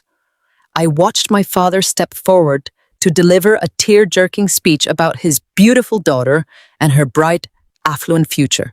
Every single eye in the house was locked onto the Golden family. The hallway leading to the back of the estate was completely deserted. I slipped out of the crowded sunroom, balancing an empty silver serving tray against my hip to maintain my cover. My pulse began to beat a frantic, chaotic rhythm against my ribs as I walked silently down the plush carpeted corridor. The ambient noise of the party faded into a distant, muffled hum. I was heading straight for the lion den. My father kept a private home office at the very end of the hall. It was a room I had been strictly forbidden from entering since I was a child. Usually, Robert kept that heavy oak door securely locked with a brass deadbolt. But today, the house was swarming with strangers and frantic vendors. He had been rushing in and out all morning to grab his checkbook for the florists and the event coordinators. I placed my trembling hand on the cool metal knob, praying silently to a god I was not entirely sure was listening. I turned my wrist. The latch clicked, and the heavy door pushed open with a soft, ominous creak. I stepped quickly inside and pulled the door shut behind me, plunging myself into the dim, heavy atmosphere of his private sanctuary. The room smelled powerfully of his signature cologne and expensive leather binders. Deep burgundy curtains were drawn tightly over the windows, blocking out the bright afternoon sun. In the exact center of the room sat his massive, imposing mahogany desk. It was the absolute command center of his fraudulent empire. My hands were shaking violently as I set the silver tray down on a nearby leather armchair. If my father walked through that door right now and caught me trespassing in his office, the entire plan would immediately self-destruct. He would know instantly that my pathetic broken routine was a complete lie. He would realize I was still hunting him, and he would completely destroy whatever evidence remained before I could ever bring it to the authorities. I had to move with absolute terrifying precision. I reached deep into the pocket of my plain black dress and pulled out my grandfather and his vintage cassette voice recorder. It felt incredibly heavy, a solid block of metal and plastic, carrying the weight of my entire future. I had spent the previous night in my cheap motel room, carefully altering the machine. Thomas Sterling had procured a high-capacity voice-activated digital microchip that I managed to wire directly into the antique casing. It still looked exactly like a harmless broken relic from the outside, but internally, it was a highly sensitive state-of-the-art surveillance bug. I dropped to my hands and knees, crawling beneath the heavy mahogany desk. The polished floorboards pressed uncomfortably against my bare shins. I reached up into the dark, hollow cavity located just behind the center drawer. My fingers traced the rough, unvarnished wood until I found a perfectly hidden, recessed corner that would remain completely invisible from any angle in the room. I peeled the backing of 2 strips of industrial-strength mounting tape. My breath hitched painfully in my throat as I heard a sudden burst of laughter echo from the distant sunroom. Someone was walking down the hallway. The heavy thud of footsteps rapidly approached the closed office door. I froze completely, pressing my back flat against the modesty panel of the desk, clamping a hand tightly over my own mouth to muffle the sound of my ragged breathing. The footsteps paused right outside the room. A female voice murmured something about finding the guest bathroom, and then the sharp clicking of heels slowly receded down the corridor. I let out a silent, shaking exhale. My entire body was slick with cold sweat. I reached up and firmly pressed the modified vintage recorder into the dark cavity beneath the drawer, holding it there for 10 agonizing seconds to ensure the adhesive bonded permanently with the rough wood. I reached blindly with my index finger and flicked the tiny toggle switch on the side of the plastic casing. A microscopic red light blinked twice in the darkness, confirming the voice activation sequence was officially armed and ready.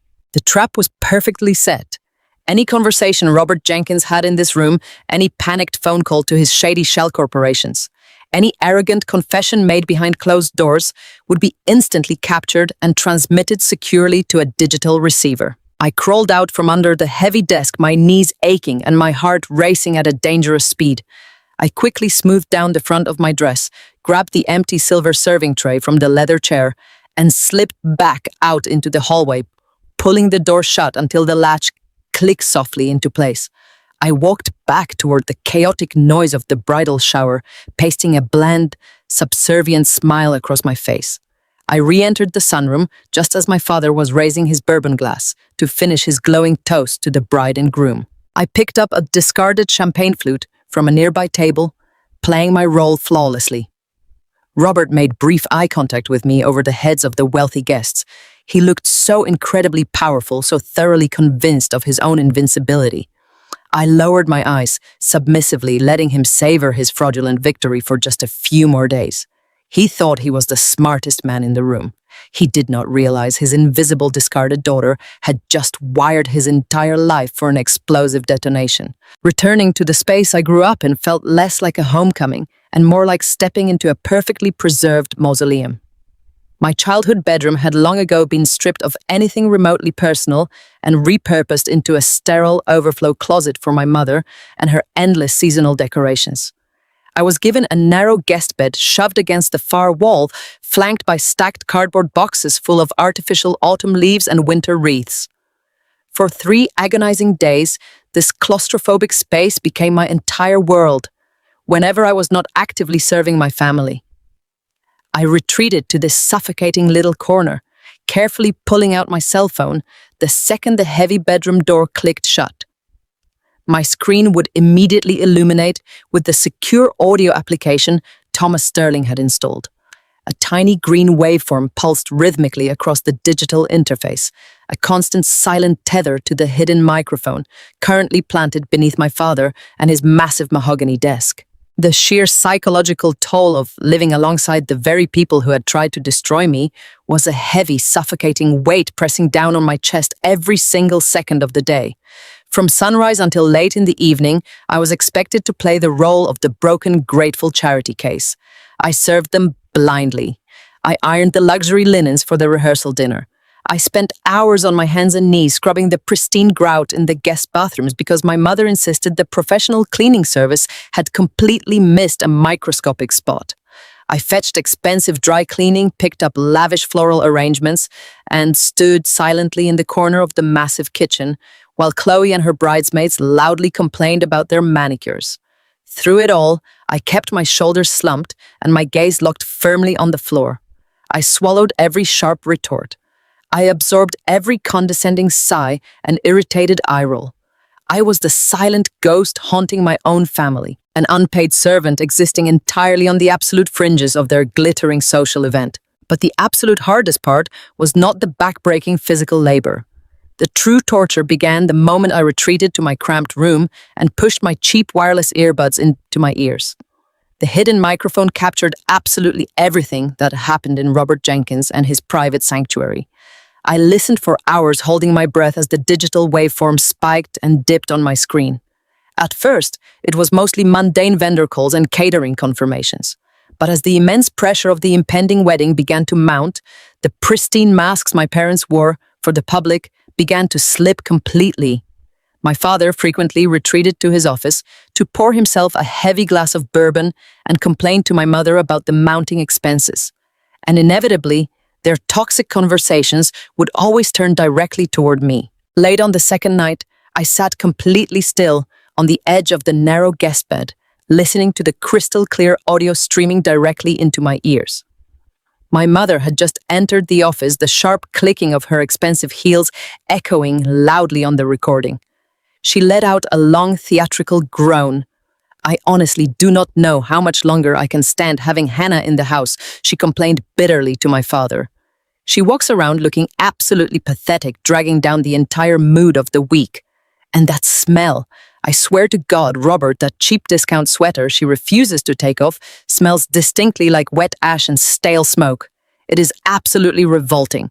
She's going to completely ruin the expensive floral fragrance I specifically curated for the grand foyer. I squeezed my eyes shut, letting the sheer unadulterated cruelty of her words wash over me. I had nearly burned to death in a roaring inferno just days ago. I had lost every single possession I owned in the world. And my own mother was solely concerned that the lingering scent of my trauma might clash with her expensive white orchids. But my father and his response was what truly stopped my heart.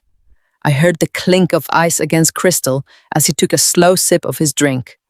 "Let her stay exactly where she is, Sandra," he replied, his voice dripping with supreme, sickening arrogance. "Having her scrubbing the floors right under our noses is the absolute safest place for her to be. She's completely broken, terrified, out of her mind, and totally dependent on our charity. She's not going to cause any more problems with that ridiculous insurance claim or the church ledgers. The fire took all the fight right out of her." We just have to tolerate her pathetic moping until Chloe is safely down the aisle, and then we can easily ship her off to some cheap apartment out of state. Sitting in the dark, surrounded by dusty holiday decorations, I felt a hot, blinding wave of fury ignite deep in the pit of my stomach. They were casually laughing at my devastation. They were actively mocking the smoke that still clung to my hair, completely secure in their twisted delusion that they had thoroughly defeated me. A weaker woman might have completely shuddered hearing those horrific words spoken by the people who brought her into the world. A younger version of myself would have undoubtedly dissolved into a puddle of weeping despair. But I did not shed a single tear. I did not break. I simply reached up and slowly increased the volume on my phone. I used their unbelievable cruelty to forge an impenetrable armor around my heart. Every single condescending remark, every cruel laugh, every casual dismissal of my humanity became the raw, burning fuel I desperately needed to survive the week. When my sister snapped at me the next morning for bringing her the wrong shade of ivory ribbon, I just offered a meek apology and smiled softly, knowing her perfect wedding was built entirely on a foundation of stolen charity money. When my mother loudly complained that I was walking too slowly carrying a heavy box of champagne flutes, I simply bowed my head and picked up my pace, visualizing the exact moment the police would march through her pristine front doors. I embraced the agonizing waiting game with open arms. I was a silent, calculating predator living directly inside the lion den. I documented every single audio file, saving the recordings directly to my secure cloud server. The more arrogant Robert became in his private office, the tighter the invisible noose wrapped around his neck. I just needed him to make one specific, undeniable admission about the missing charity funds, or the gasoline. I needed him to say the exact words that Thomas Sterling required to seal his fate. So I kept my head down, I scrubbed their floors, and I listened intently in the dark, waiting patiently for the mighty Robert Jenkins to finally dig his own grave. Thursday evening descended upon the sprawling suburban estate with a suffocating heaviness. We were exactly 48 hours away from Chloe walking down the aisle, and the manic energy in the house had reached a fever pitch. I was banished to my cramped quarters early, dismissed by my mother, after spending 6 grueling hours steaming silk tablecloths and polishing borrowed silver. My hands were blistered, my back ached relentlessly, but my mind was sharper than it had been in months. I lay flat on the narrow guest mattress in the dark, staring blindly at the ceiling. The only source of light in the entire room was the soft artificial glow of my cell phone screen resting against my chest. For the past 3 days, that tiny digital display had been my sole tether to sanity. The secure audio application Thomas Sterling installed was constantly running a silent sentinel waiting in the shadows. Most of the time, the green waveform remained stubbornly flat, registering only the distant hum of the central air conditioning or the occasional thump of a vacuum cleaner. But tonight, the atmosphere felt different. The caterers had demanded their final exorbitant payment before the weekend, and I knew my parents were feeling the sudden sharp squeeze of their reckless spending.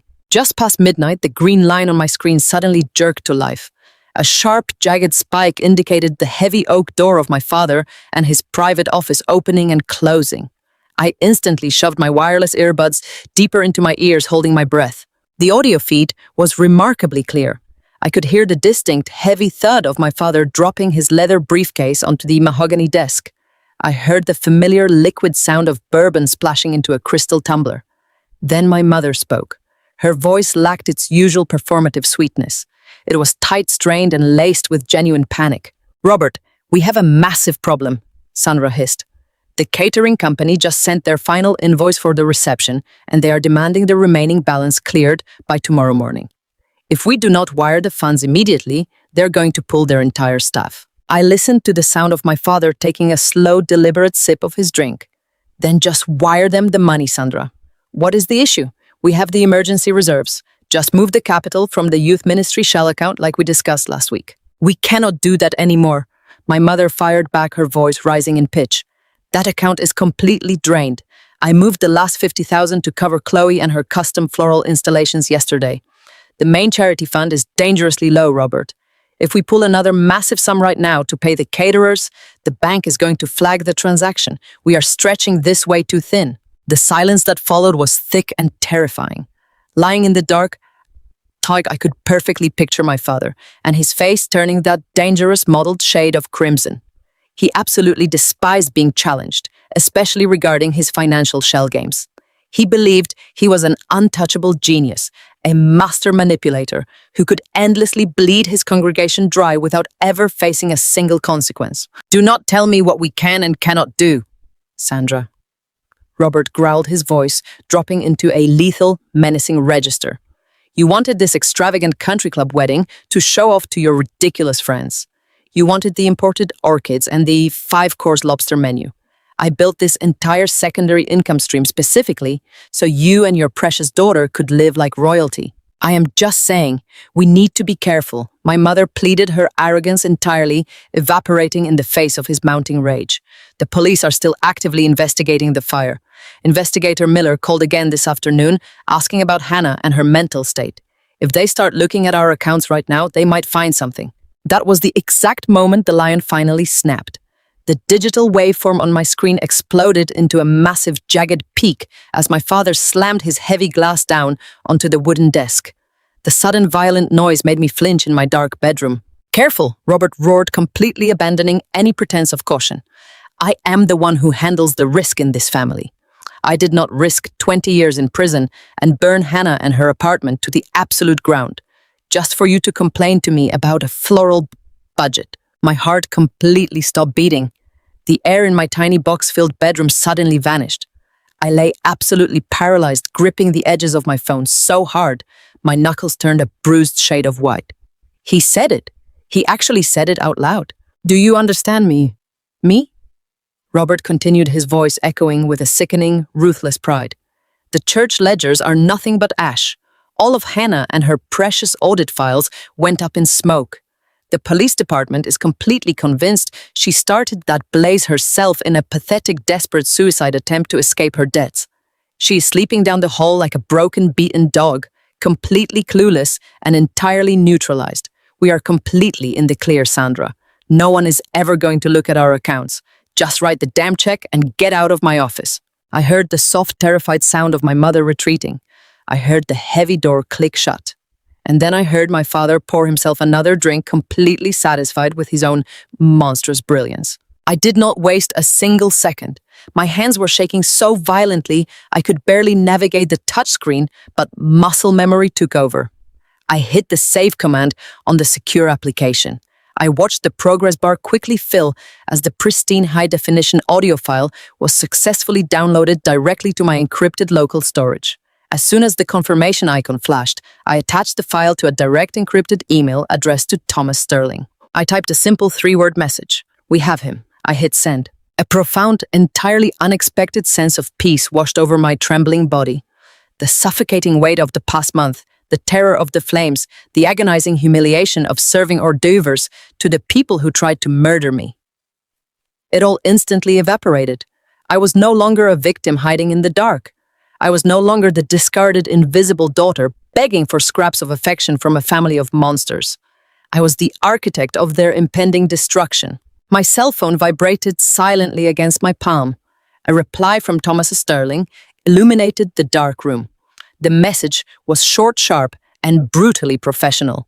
"File received. The audio is flawless. Pack your things quietly and leave the house before sunrise. I am calling the district attorney immediately. The endgame begin now." I locked my phone and slowly sat up on the narrow guest bed. I did not need to pack. I had brought absolutely nothing of value into this house, and I was leaving with the only thing that truly mattered. I looked around the dark, dusty room one final time, listening to the quiet sleeping house.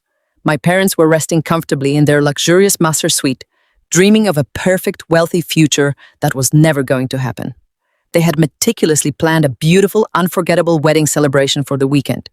They had no idea that instead of a glamorous reception, they were going to get a spectacular public execution. I smiled in the darkness, ready to watch it all burn. Friday night descended on the city with a heavy pouring rain, but inside the private dining room of the Monarch Steakhouse, the atmosphere was perfectly insulated. The restaurant was a bastion of old money and quiet luxury. Crystal chandeliers cast a warm golden glow over the polished mahogany panels and the pristine white table linens. The air was rich with the scent of seared prime beef and expensive wine. This was the highly anticipated rehearsal dinner, the grand kickoff to Chloe and her perfect weekend. My mother had spent months aggressively boasting about securing this exclusive venue. She never mentioned the deposit was paid using funds stolen directly from a community food bank. I was seated at the absolute farthest end of the massive banquet table. My placement was far from accidental. I was positioned directly next to the swinging wooden doors of the kitchen, intentionally hidden away from the prestigious members of the wedding party. I was sandwiched between two of Brad and his distant cousins, loud fraternity brothers, who had not spoken a single word to me since sitting down. They clinked their imported beers and loudly debated sports, treating me exactly as my parents intended, like a completely invisible entity. I wore a plain grey dress I had purchased from a discount rack that morning. I kept my posture deliberately slumped, playing the role of the defeated, destitute sister. But beneath that pathetic facade, my mind was racing with absolute clarity. The terrified victim who had wept on her father and his welcome mat just a few days ago was completely dead and buried. In her place sat a perfectly calibrated instrument of systemic karma. My phone was resting silently inside my purse, holding the flawless audio recording of my father confessing to grand larceny and first-degree arson. Thomas Sterling had already mobilized his formidable resources. The legal traps were fully set. The district attorney had the file. The invisible chess pieces had all been moved into their final positions. All I had to do tonight was watch my abusers gorge themselves on their stolen feast. Waiters in crisp black vests moved seamlessly around the room, delivering plates of butter, poached lobster tails, and perfectly aged filet mignon. I watched my father sitting at the center of the long table. Robert Jenkins was completely in his element. He wore a custom-tailored navy suit that fit his broad shoulders perfectly. He laughed heartily at a joke Brad told, swirling a large glass of top-shelf bourbon. My mother sat beside him, draped in emerald silk, her neck glittering with diamonds purchased with embezzled charity funds. They looked exactly like the respectable pillars of the community they pretended to be, completely oblivious to the massive storm gathering directly over their heads. I savored the spectacular irony. As the dessert plates were cleared away, the room grew quiet. Brad and his father stood up from his seat at the center of the table. Dr. William Harrison was a prominent neurosurgeon possessing generations of established wealth. He tapped a silver spoon against his crystal water goblet, bringing the raucous conversations to an immediate halt. He smiled warmly at Chloe, who was practically vibrating with self-importance in her white silk dress, then turned his generous gaze toward my parents. The speech he delivered was a masterpiece of aristocratic grace, and every single word felt like a heavy nail being driven directly into my father and his coffin. Dr. Harrison began by speaking about the profound importance of legacy. He emphasized how true wealth is not measured in bank accounts, but in unshakable moral character. He spoke passionately about the values of absolute honesty, deep community service, and unwavering integrity. I watched my father nod solemnly, playing the role of the humble Christian leader to absolute perfection. Then Dr. Harrison raised his glass high.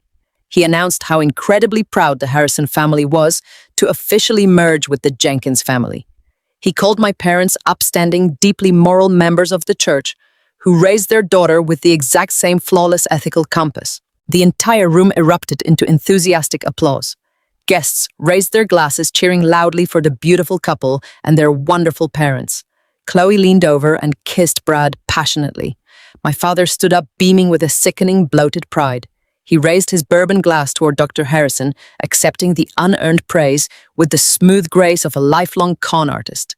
He had successfully bought his way into high society, using stolen money, and he truly believed his brilliant, ruthless plan had gone off without a single hitch. As the applause slowly died down and the guests began to take their seats, my father allowed his gaze to sweep across the long mahogany table. He was drinking in the admiration, making sure every single person in the room was properly focused on his triumph. His eyes traveled past his wealthy new-in-laws, past his beautiful golden daughter, and finally drifted down to the absolute darkest, furthest corner of the room. His eyes landed squarely on me. He expected to see a broken, weeping woman staring at her lap in total defeat, crushed beneath the weight of his magnificent victory. But I did not look away. I lifted my chin, straightened my spine, and looked him directly in the eyes. I let the pathetic slumped posture completely melt away. I channeled every ounce of silent, blazing confidence I possessed and stared right through his expensive suit and his arrogant facade. And then very slowly, I allowed a small, incredibly cold smile to spread across my face. It was not a smile of joy. It was the smile of a predator watching its prey step blindly into a steel trap. The change in his demeanor was instantaneous. My father and his triumphant grin completely vanished. His hand froze halfway to his mouth, the crystal bourbon glass hovering uselessly in the air. For one long agonizing second, the loud chatter of the restaurant faded away, leaving only the two of us locked in a silent, high-voltage duel. I saw his thick brow furrow in deep, sudden confusion. Then the confusion shifted into something far more satisfying. I saw a distinct, unmistakable flicker of raw unease flash behind his eyes. The supreme, untouchable arrogance cracked. He suddenly realized that the quiet, discarded daughter sitting in the shadows was not acting like a beaten dog anymore. He did not know what was coming, but as my cold smile widened, Robert Jenkins finally realized his perfect game was already over. The rain was still falling in heavy, relentless sheets. When I finally pulled my cheap rental car into the deserted parking lot of the county law enforcement center, it was well past midnight, and the imposing concrete building looked incredibly bleak and intimidating against the stormy night sky. I walked slowly through the sliding glass doors, with my canvas tote bag clutched tightly against my side, feeling a flutter of nervous energy in my stomach. Thomas Sterling was already waiting for me in the austere, brightly lit lobby. He wore a sharp charcoal suit that looked entirely untouched by the late hour, projecting a formidable aura of absolute control and predatory confidence. He guided me down a long, sterile corridor smelling strongly of industrial bleach and stale coffee. We entered a small, windowless conference room where Investigator Miller was sitting at a scarred wooden table. The veteran fire marshal looked utterly exhausted and defeated. Dark, heavy circles underscored his eyes, and his uniform was slightly rumpled from a long day.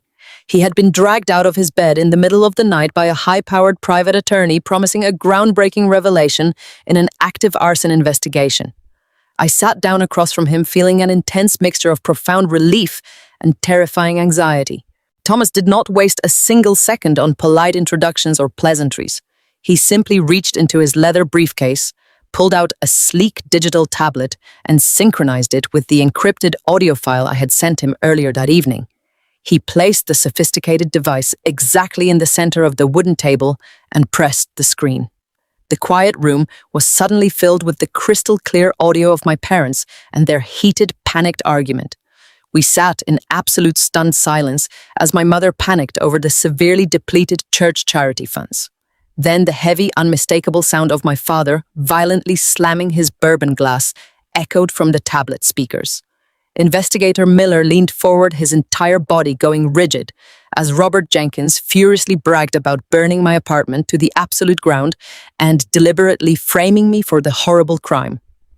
The secret recording flawlessly captured every single horrific detail of his monstrous, calculating plot. It completely exposed his total lack of remorse and his sickeningly arrogant belief that he had successfully manipulated the entire local justice system.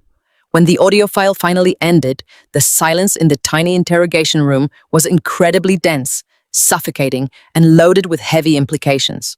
Investigator Miller stared blankly at the dark tablet screen for a long, agonizing moment. The sheer level of deceit and manipulation he had just witnessed seemed to physically sicken him. He slowly raised his head and looked directly into my eyes. The profound suspicion and the underlying hostility he had consistently shown me during our previous encounters were completely gone. In their place was a deep, unadulterated disgust directed entirely at my father and his monstrous actions. He quietly apologized to me, his voice rough and thick with genuine remorse for ever doubting my absolute innocence. Thomas Sterling expertly seized control of the emotional moment. He began laying out the massive scale of the financial fraud, detailing the dummy corporations and the stolen community donations. Miller immediately understood that this complex situation had instantly escalated far beyond a standard routine arson investigation. He quickly pulled out his police radio and contacted his senior superiors, aggressively demanding that a specialized tactical task force from the State Fraud Division be mobilized immediately to handle the incoming raid. The massive wheels of justice, which had been deliberately stalled by my father and his web of lies, suddenly began turning with a terrifying, unstoppable momentum. Within one short hour, the bleak conference room transformed into a chaotic, bustling command center. Two senior detectives from the State Financial Crimes Unit arrived carrying thick stacks of official legal paperwork. Thomas Sterling aggressively coordinated with the assistant district attorney over a secure encrypted phone line, forcefully pushing them to fast-track the necessary search and arrest warrants before the morning. They were rapidly building an impenetrable, towering fortress of legal charges against Robert Jenkins. Embezzlement, grand larceny, massive insurance fraud, and first-degree arson were merely the very beginning of his long list of profound legal troubles. The state authorities were rapidly preparing to completely freeze all his personal bank accounts, forcefully seize his hidden stolen assets, and entirely dismantle his carefully curated suburban empire piece by piece. The sheer magnitude of the impending tactical raid was absolutely breathtaking to witness. Every single piece of tangible evidence I had painstakingly gathered was finally being weaponized by brilliant experts who knew exactly how to legally destroy a highly corrupt man. As the detectives began officially drafting the physical tactical plan for the impending arrest, Investigator Miller turned to me and confidently stated they would apprehend my father first thing in the morning at his suburban home. I felt a sudden fierce spark of resistance ignite deep inside my chest. I looked at Thomas Sterling, who gave me a subtle, encouraging nod of total support. I turned back to the fire marshal and told him absolutely not. I insisted with cold, unwavering determination that the police could not merely quietly arrest Robert Jenkins in the privacy of his own luxurious living room. I told the assembled officers my family had callously attempted to destroy my entire life and steal my freedom while aggressively protecting their precious fake social standing. They wanted to sacrifice my entire future just so they could throw a spectacular, wildly expensive party for their wealthy, clueless friends. I demanded that the arrest happen on Saturday evening, right in the exact middle of Chloe and her lavish country club wedding reception. I wanted the people who gladly let me burn to feel exactly what it is like to lose absolutely everything in front of a massive shocked audience. I needed them to experience the ultimate agonizing humiliation they so richly deserved. Saturday evening arrived with a breathtaking display of twilight colors, painting the sky above the exclusive country club. The air was crisp and smelled of expensive perfume and imported cigar smoke. I stood quietly near the heavy velvet drapes at the very back of the grand ballroom, completely unnoticed by the glittering sea of wealthy socialites. The sheer overwhelming opulence of my sister and her wedding reception was truly a sight to behold. My mother had spared absolutely no expense, utilizing every single stolen dollar to construct a flawless high society fantasy. Massive crystal chandeliers dripped from the vaulted ceiling, casting a warm romantic glow over 300 highly influential guests. Towering arrangements of rare white orchids sat at the center of perfectly circular tables, while waitstaff in crisp tuxedos circulated with silver platters of seared scallops and vintage champagne. Near the majestic entrance, twin life-sized ice sculptures of elegant swans slowly melted into illuminated silver basins. A professional 12-piece brass band occupied a raised mahogany stage in the corner, filling the cavernous room with a smooth, sophisticated jazz melody. It was a masterclass in aggressive, unapologetic wealth. As I scanned the crowded room, my eyes did not focus on the glittering diamonds or the expensive silk gowns. Instead, I carefully tracked the faces of the senior church board members sitting near the front. These were the generous, trusting men and women who had dutifully tithed their hard-earned money to support the local food bank and youth ministry programs. They were laughing and raising their expensive glasses, completely oblivious to the sickening reality that they had personally funded this entire extravagant spectacle. They were eating caviar paid for by their own plundered charity accounts. The gentle clinking of silverware gradually faded as the heavy brass doors of the ballroom swung wide open. The band immediately transitioned into a sweeping romantic ballad. A collective gasp of admiration rippled through the massive crowd as Chloe and her new husband finally made their grand entrance. My sister looked like a pristine porcelain doll plucked directly from the cover of an elite bridal magazine. Her $15,000 custom gown trailed behind her in a dramatic cloud of imported lace and shimmering pearls. Brad held her hand tightly, his face split into a wide, handsome grin. They glided effortlessly onto the polished oak dance floor for their highly anticipated first dance. The lighting in the room shifted, bathing the newlyweds in a soft, ethereal spotlight. Chloe rested her head gracefully against Brad, and his broad shoulders swaying perfectly in time to the slow melodic rhythm of the music. She was the absolute center of the universe, basking in the adoration of 300 wealthy spectators. From my hidden vantage point in the shadows, I watched the fairy tale unfold with an eerie, detached sense of absolute calm. Just days ago, watching my family celebrate while I stood in the ashes of my ruined life would have shattered my soul. But tonight, I felt absolutely nothing but cold, calculated anticipation. I watched Chloe twirl in her stolen dress, acutely aware that the massive wheels of systemic justice were already in motion. The state tactical unit and the local police were currently outside quietly staging their perimeter around the country club. The golden bubble was about to violently burst. As the final chords of the romantic ballad echoed through the ballroom, the crowd erupted into thunderous, enthusiastic applause.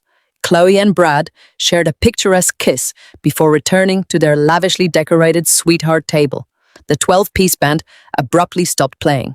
A moment later, my father stepped confidently onto the raised mahogany stage. Robert Jenkins was the undisputed king of his own magnificent castle. He wore a brilliantly tailored tuxedo that fit his frame with absolute perfection. He carried a crystal flute of expensive champagne in one hand and grasped a silver microphone with the other. He flashed his signature charismatic smile, a weapon he had successfully used to charm investors and deceive innocent congregations for over 2 decades. The massive ballroom fell completely silent, every single eye locked onto the proud, affluent patriarch. I watched my mother dab her eyes with a lace handkerchief from her front row seat, playing the role of the deeply moved matriarch. "Thank you all for joining us tonight," my father began, his deep, resonant voice projecting flawlessly through the premium sound system. Looking out at this incredible gathering of cherished friends, respected colleagues, and beloved family, my heart is simply overflowing with profound gratitude. He paused deliberately, letting the warm, humble tone of his voice wash over the captivated audience. He was putting on the absolute performance of a lifetime, securing his fraudulent legacy in front of the very people he had ruthlessly robbed. "When you hold your beautiful baby girl for the very first time," he continued, his voice adopting a practiced emotional tremor, "you make a silent, unbreakable vow. You promise the universe that you will do absolutely whatever it takes to protect her.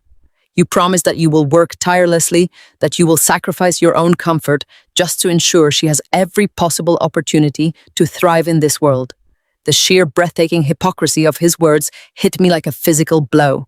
He dared to stand in front of a church congregation and preach about honorable sacrifice while actively hiding a massive trail of dummy corporations and plundered bank accounts.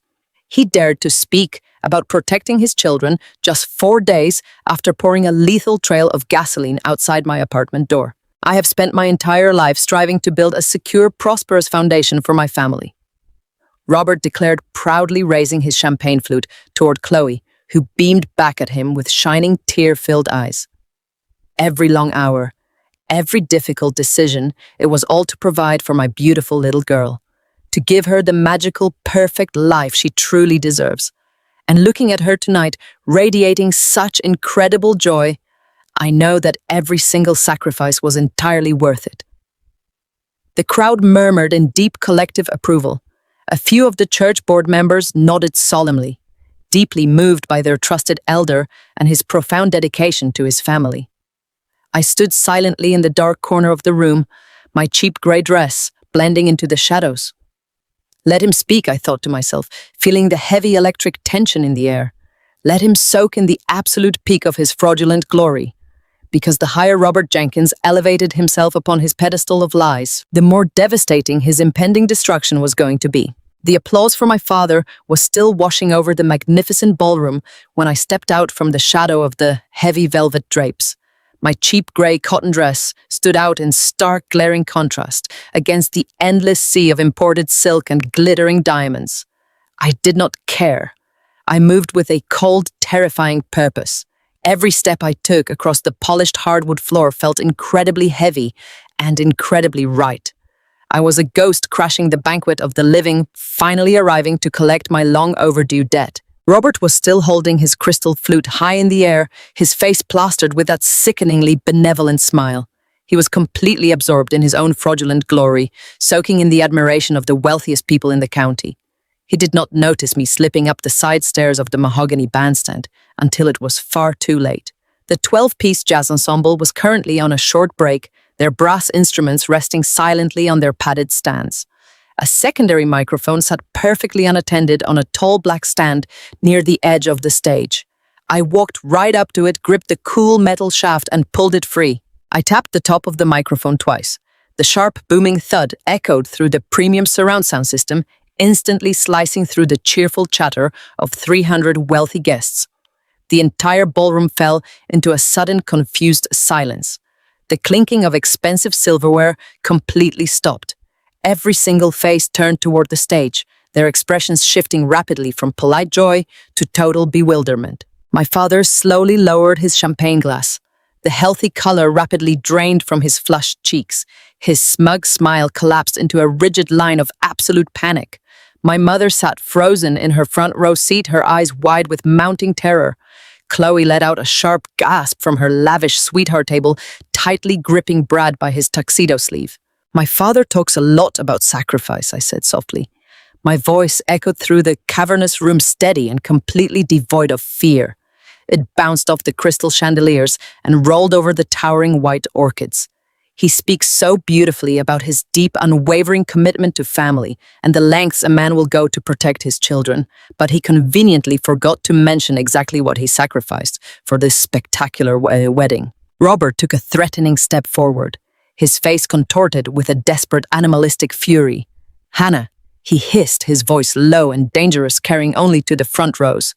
"Get off that stage right now. You are making an absolute fool of yourself." I ignored him completely. I turned my back on his pathetic blustering and walked deliberately toward the massive sound mixing board located at the rear of the bandstand. The hired audio engineer stepped forward to intercept me, holding up his hands in protest. I did not slow down. I shot him a glare, so incredibly lethal that he immediately stepped aside, wanting absolutely nothing to do with the unfolding family disaster. I pulled my cell phone from my canvas tote bag. I located the thick black auxiliary cable resting on the mixing console and firmly plugged it directly into the bottom of my device. I looked out at the sea of bewildered faces. I locked eyes with the senior church board members seated near the front. I saw the prominent local neurosurgeon, Dr. William Harrison, staring at me with deep, troubled confusion. And finally, I looked directly down at my father. He was practically vibrating with rage, preparing to rush the stage and physically tear the microphone from my hands. "He sacrificed your generous community donations," I announced clearly, making sure every single syllable rang out with perfect clarity. "He sacrificed the charity food bank. He sacrificed the youth ministry programs. And 4 days ago, he sacrificed my home to cover his tracks." I pressed the play button on my illuminated screen. I instantly cranked the master volume slider on the mixing board to maximum capacity. The crystal-clear, high-definition audio recording exploded into the silent ballroom. It did not sound like a distant, muffled echo. Thanks to the premium acoustics of the country club, my parents sounded like they were standing right in the absolute center of the room, shouting into a massive megaphone. My mother and her voice filled the air, first frantic and panicked. "The main charity fund is dangerously low, Robert. If we pull another massive sum right now to pay the caterers, the bank is going to flag the transaction. We are stretching this way too thin." A collective, horrified gasp rippled through the massive crowd. I watched the senior church elders drop their expensive forks. Their mouths fell open in sheer, unadulterated shock as they realized their faithful tithing was currently paying for the seared scallops sitting on their porcelain plates. The gentle, pious illusion of Robert Jenkins was instantly and completely shattered. Then the true devastation arrived. My father and his recorded voice boomed through the towering speakers, harsh, cruel, and dripping with arrogant malice. I did not risk 20 years in prison and burn Hannah and her apartment to the absolute ground just for you to complain to me about a floral budget. The church ledgers are nothing but ash. All of Hannah and her precious audit files went up in smoke. The police department is completely convinced she started that blaze herself. We are completely in the clear, Sandra. Just write the damn check. Total, absolute chaos instantly erupted. The fragile, glittering fantasy of the Jenkins family completely shattered into a million jagged pieces.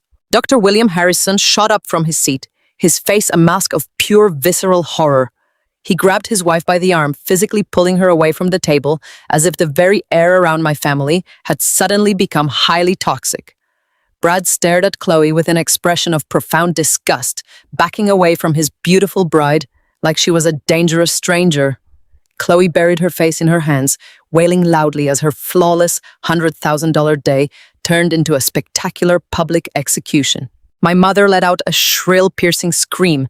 The delicate crystal champagne flute slipped from her trembling fingers. It hit the polished hardwood floor and shattered loudly, sending shards of glass and expensive wine flying across her designer shoes. She collapsed back into her chair, covering her face with her hands, sobbing hysterically as the reality of her total social and legal destruction finally took firm hold. Robert did not freeze. The instinct of a trapped, desperate predator took complete control of his body. He let out a feral roar of sheer, blinding rage and lunged violently toward the mahogany stage. He scrambled up the wooden steps, knocking over a heavy brass music stand in his frantic bid to reach the sound console and silence his own damning confession. He looked exactly like the monster he had always been, completely stripped of his expensive suits and his charming smiles. But he was far too late. The audio file had already finished playing. The terrible truth was out, suspended permanently in the tense, electrified air of the grand ballroom. 300 highly influential guests had just listened to a prominent church elder casually admit to grand larceny and attempted murder. There was no spinning this narrative. There was no hiding behind expensive defense attorneys or playing the weeping victim. The trap had closed perfectly, and the public execution was absolute.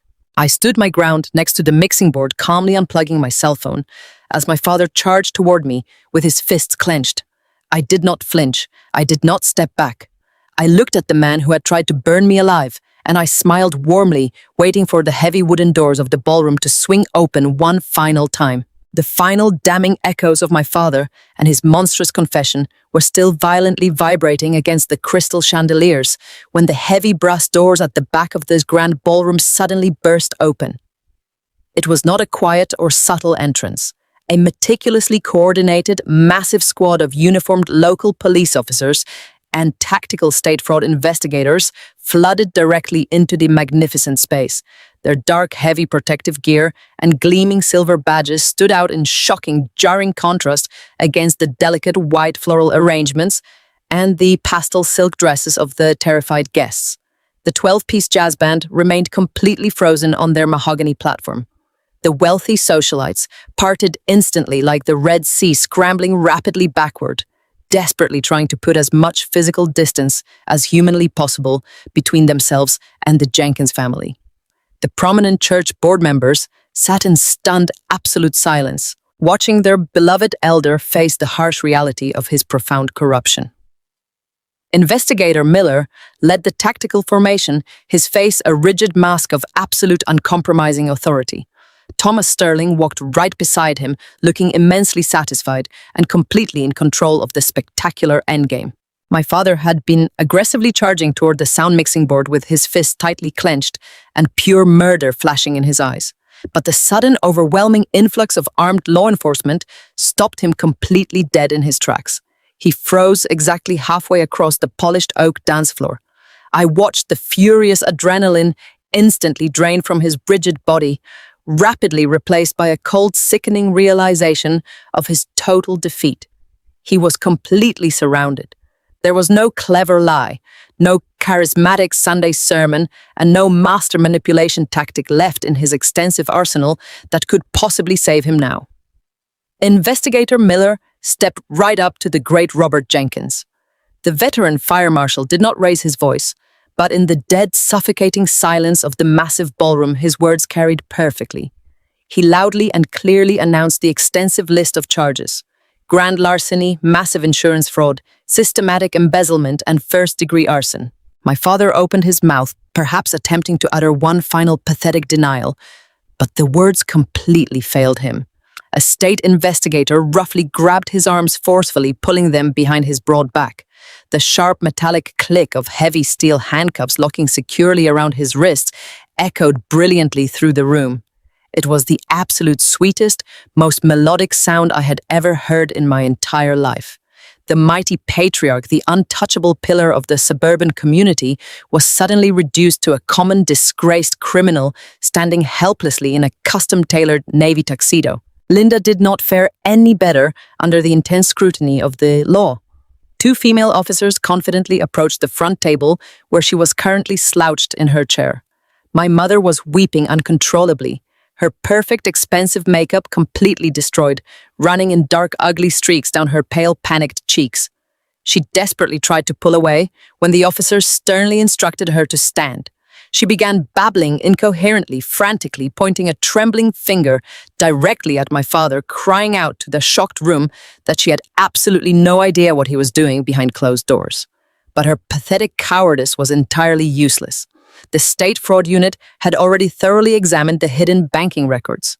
They had already heard the unedited, pristine audio of her explicitly demanding that stolen charity funds be moved immediately to cover a lavish floral invoice.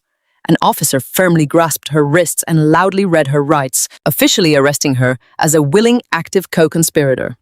The emerald silk gown she had so proudly flaunted all evening suddenly looked incredibly absurd and deeply tragic as she was unceremoniously marched across the ballroom floor. And then there was Chloe, the precious golden child, the flawless princess, whose ultimate dream wedding had been built entirely on a dark foundation of poured gasoline and stolen church tithes. She was completely unhinged. She stood near the rapidly melting ice sculptures, screaming with a shrill, hysterical pitch that forced several nearby guests to physically cover their ears. She violently stomped her feet, aggressively pulling at the imported, delicate lace of her $15,000 custom bridal gown. She wailed to the ceiling that her perfect, beautiful day was completely ruined. She looked absolutely ridiculous, a grown, pampered woman throwing a massive, uncontrollable toddler tantrum right in the middle of an active federal crime scene. Her spectacular meltdown was a fitting tribute to her profound selfishness. She frantically reached out for her new husband, tearfully begging him to use his wealth to make it all stop. But Brad did not move a single inch to comfort her. The prominent neurosurgeon and his wealthy aristocratic family were already rapidly backing away toward the emergency exits, desperate to completely sever any remaining social ties to our highly toxic bloodline. Brad stood entirely still, staring intently at the weeping woman he had officially married just hours ago. I watched his face very closely from the stage. He was rapidly connecting the invisible dots. He was remembering the exorbitant, reckless spending, the sudden massive checks my parents had casually written, and Chloe and her aggressive, entitled demands for the absolute most expensive luxury items available. He looked deeply into her panicked, tear-stained face, and he suddenly realized that his beautiful bride had known exactly where all that money was coming from. Or at the very absolute least, she had happily and selfishly looked the other way, while my life literally burned to ashes. A look of absolute profound disgust completely washed over his handsome features. He literally recoiled from her desperate touch. He did not say a single word to her. He simply turned his broad back on his hysterical wife and walked straight out of the country club. He left Chloe completely abandoned, sobbing uncontrollably on the polished dance floor, her expensive white dress slowly soaking up spilled champagne. I stood calmly near the mahogany bandstand, silently watching the spectacular total destruction of the very people who had deliberately tried to erase me from existence. I felt absolutely no lingering guilt. I felt no residual sadness or misplaced pity. The heavy, suffocating burden I had silently carried for over a decade was finally and permanently lifted from my tired shoulders. I slowly gathered my cheap canvas tote bag. I walked directly past my father as the armed officers led him toward the grand exit. He stubbornly refused to look at me, keeping his eyes firmly glued to the floor. I walked past my mother, who was sobbing loudly into the chest of a female police officer. I walked right past my sister, who was currently collapsed in a messy heap of white tulle, weeping violently over the smoldering ruins of her fraudulent fairy tale. I did not stop for a single second. I did not look back. I pushed open the heavy glass doors of the country club lobby and stepped outside. The heavy storm had finally passed, leaving the night air feeling incredibly crisp, clean, and beautifully cool against my face. I took a deep, filling breath, stepping entirely out of the dark shadows and walking confidently into the very first day of my brand new life. 6 months have passed since that spectacular stormy night at the country club. Today, I am sitting by the large bay window of my own living room, watching the morning sunlight filter through the leaves of a sprawling oak tree. I hold a warm mug of coffee in my hands, and for the first time in my entire adult life, I feel an absolute profound sense of peace. The suffocating scent of smoke and wet ash that clung to my skin and my nightmares for so long has finally vanished. It has been replaced by the quiet, comforting aromas of fresh paint, clean linen, and freedom. The journey from the ashes of my old apartment to this beautiful sunlit townhome was long and incredibly exhausting. But justice has a remarkable way of healing the deepest wounds. The legal fallout from the wedding reception was swift, merciless, and utterly absolute. The mountain of digital evidence I handed over to Thomas Sterling and Investigator Miller left my parents with absolutely zero room to maneuver. There were no expensive defense attorneys capable of spinning Robert Jenkins out of a fully recorded confession. The trial was a brief, highly publicized spectacle that completely captivated the local news stations.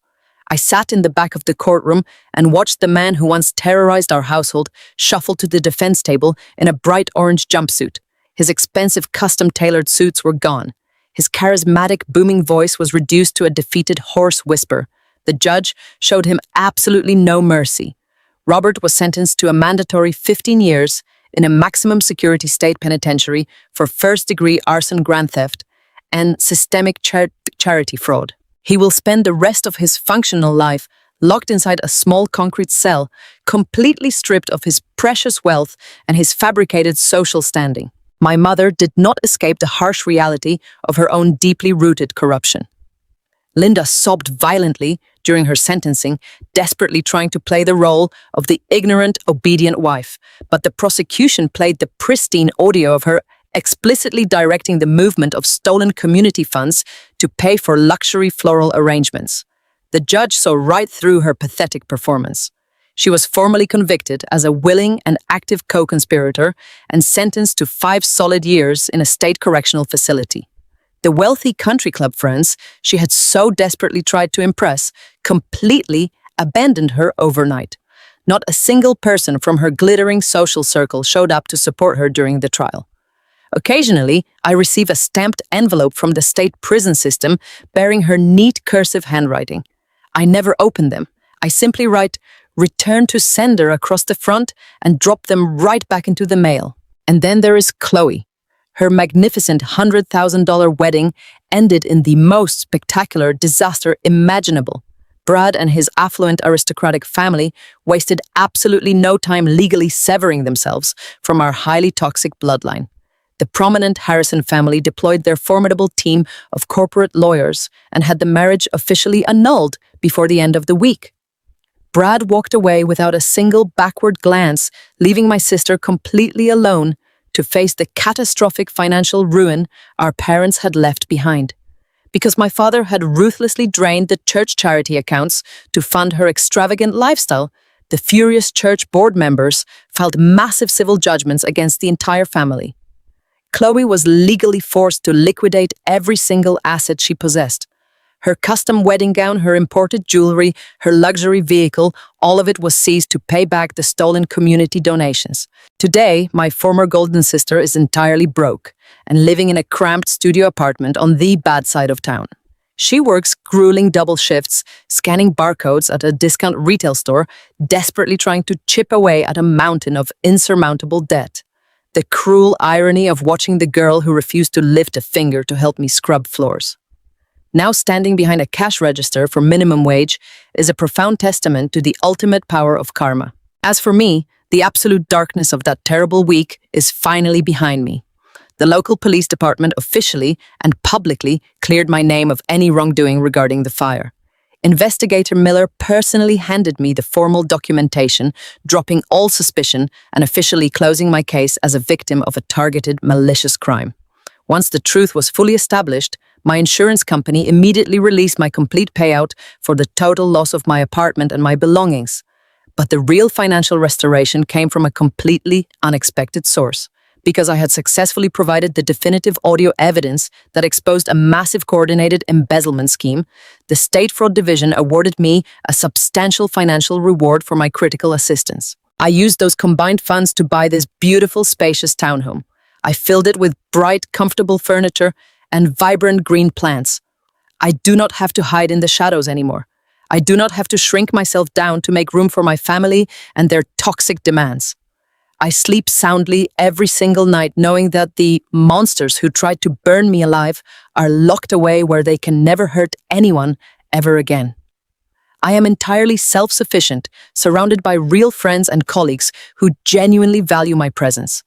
I survived the flames, and I used the ashes to build an unshakable foundation for my future. Family is supposed to be your safe harbor, not the people holding the matches.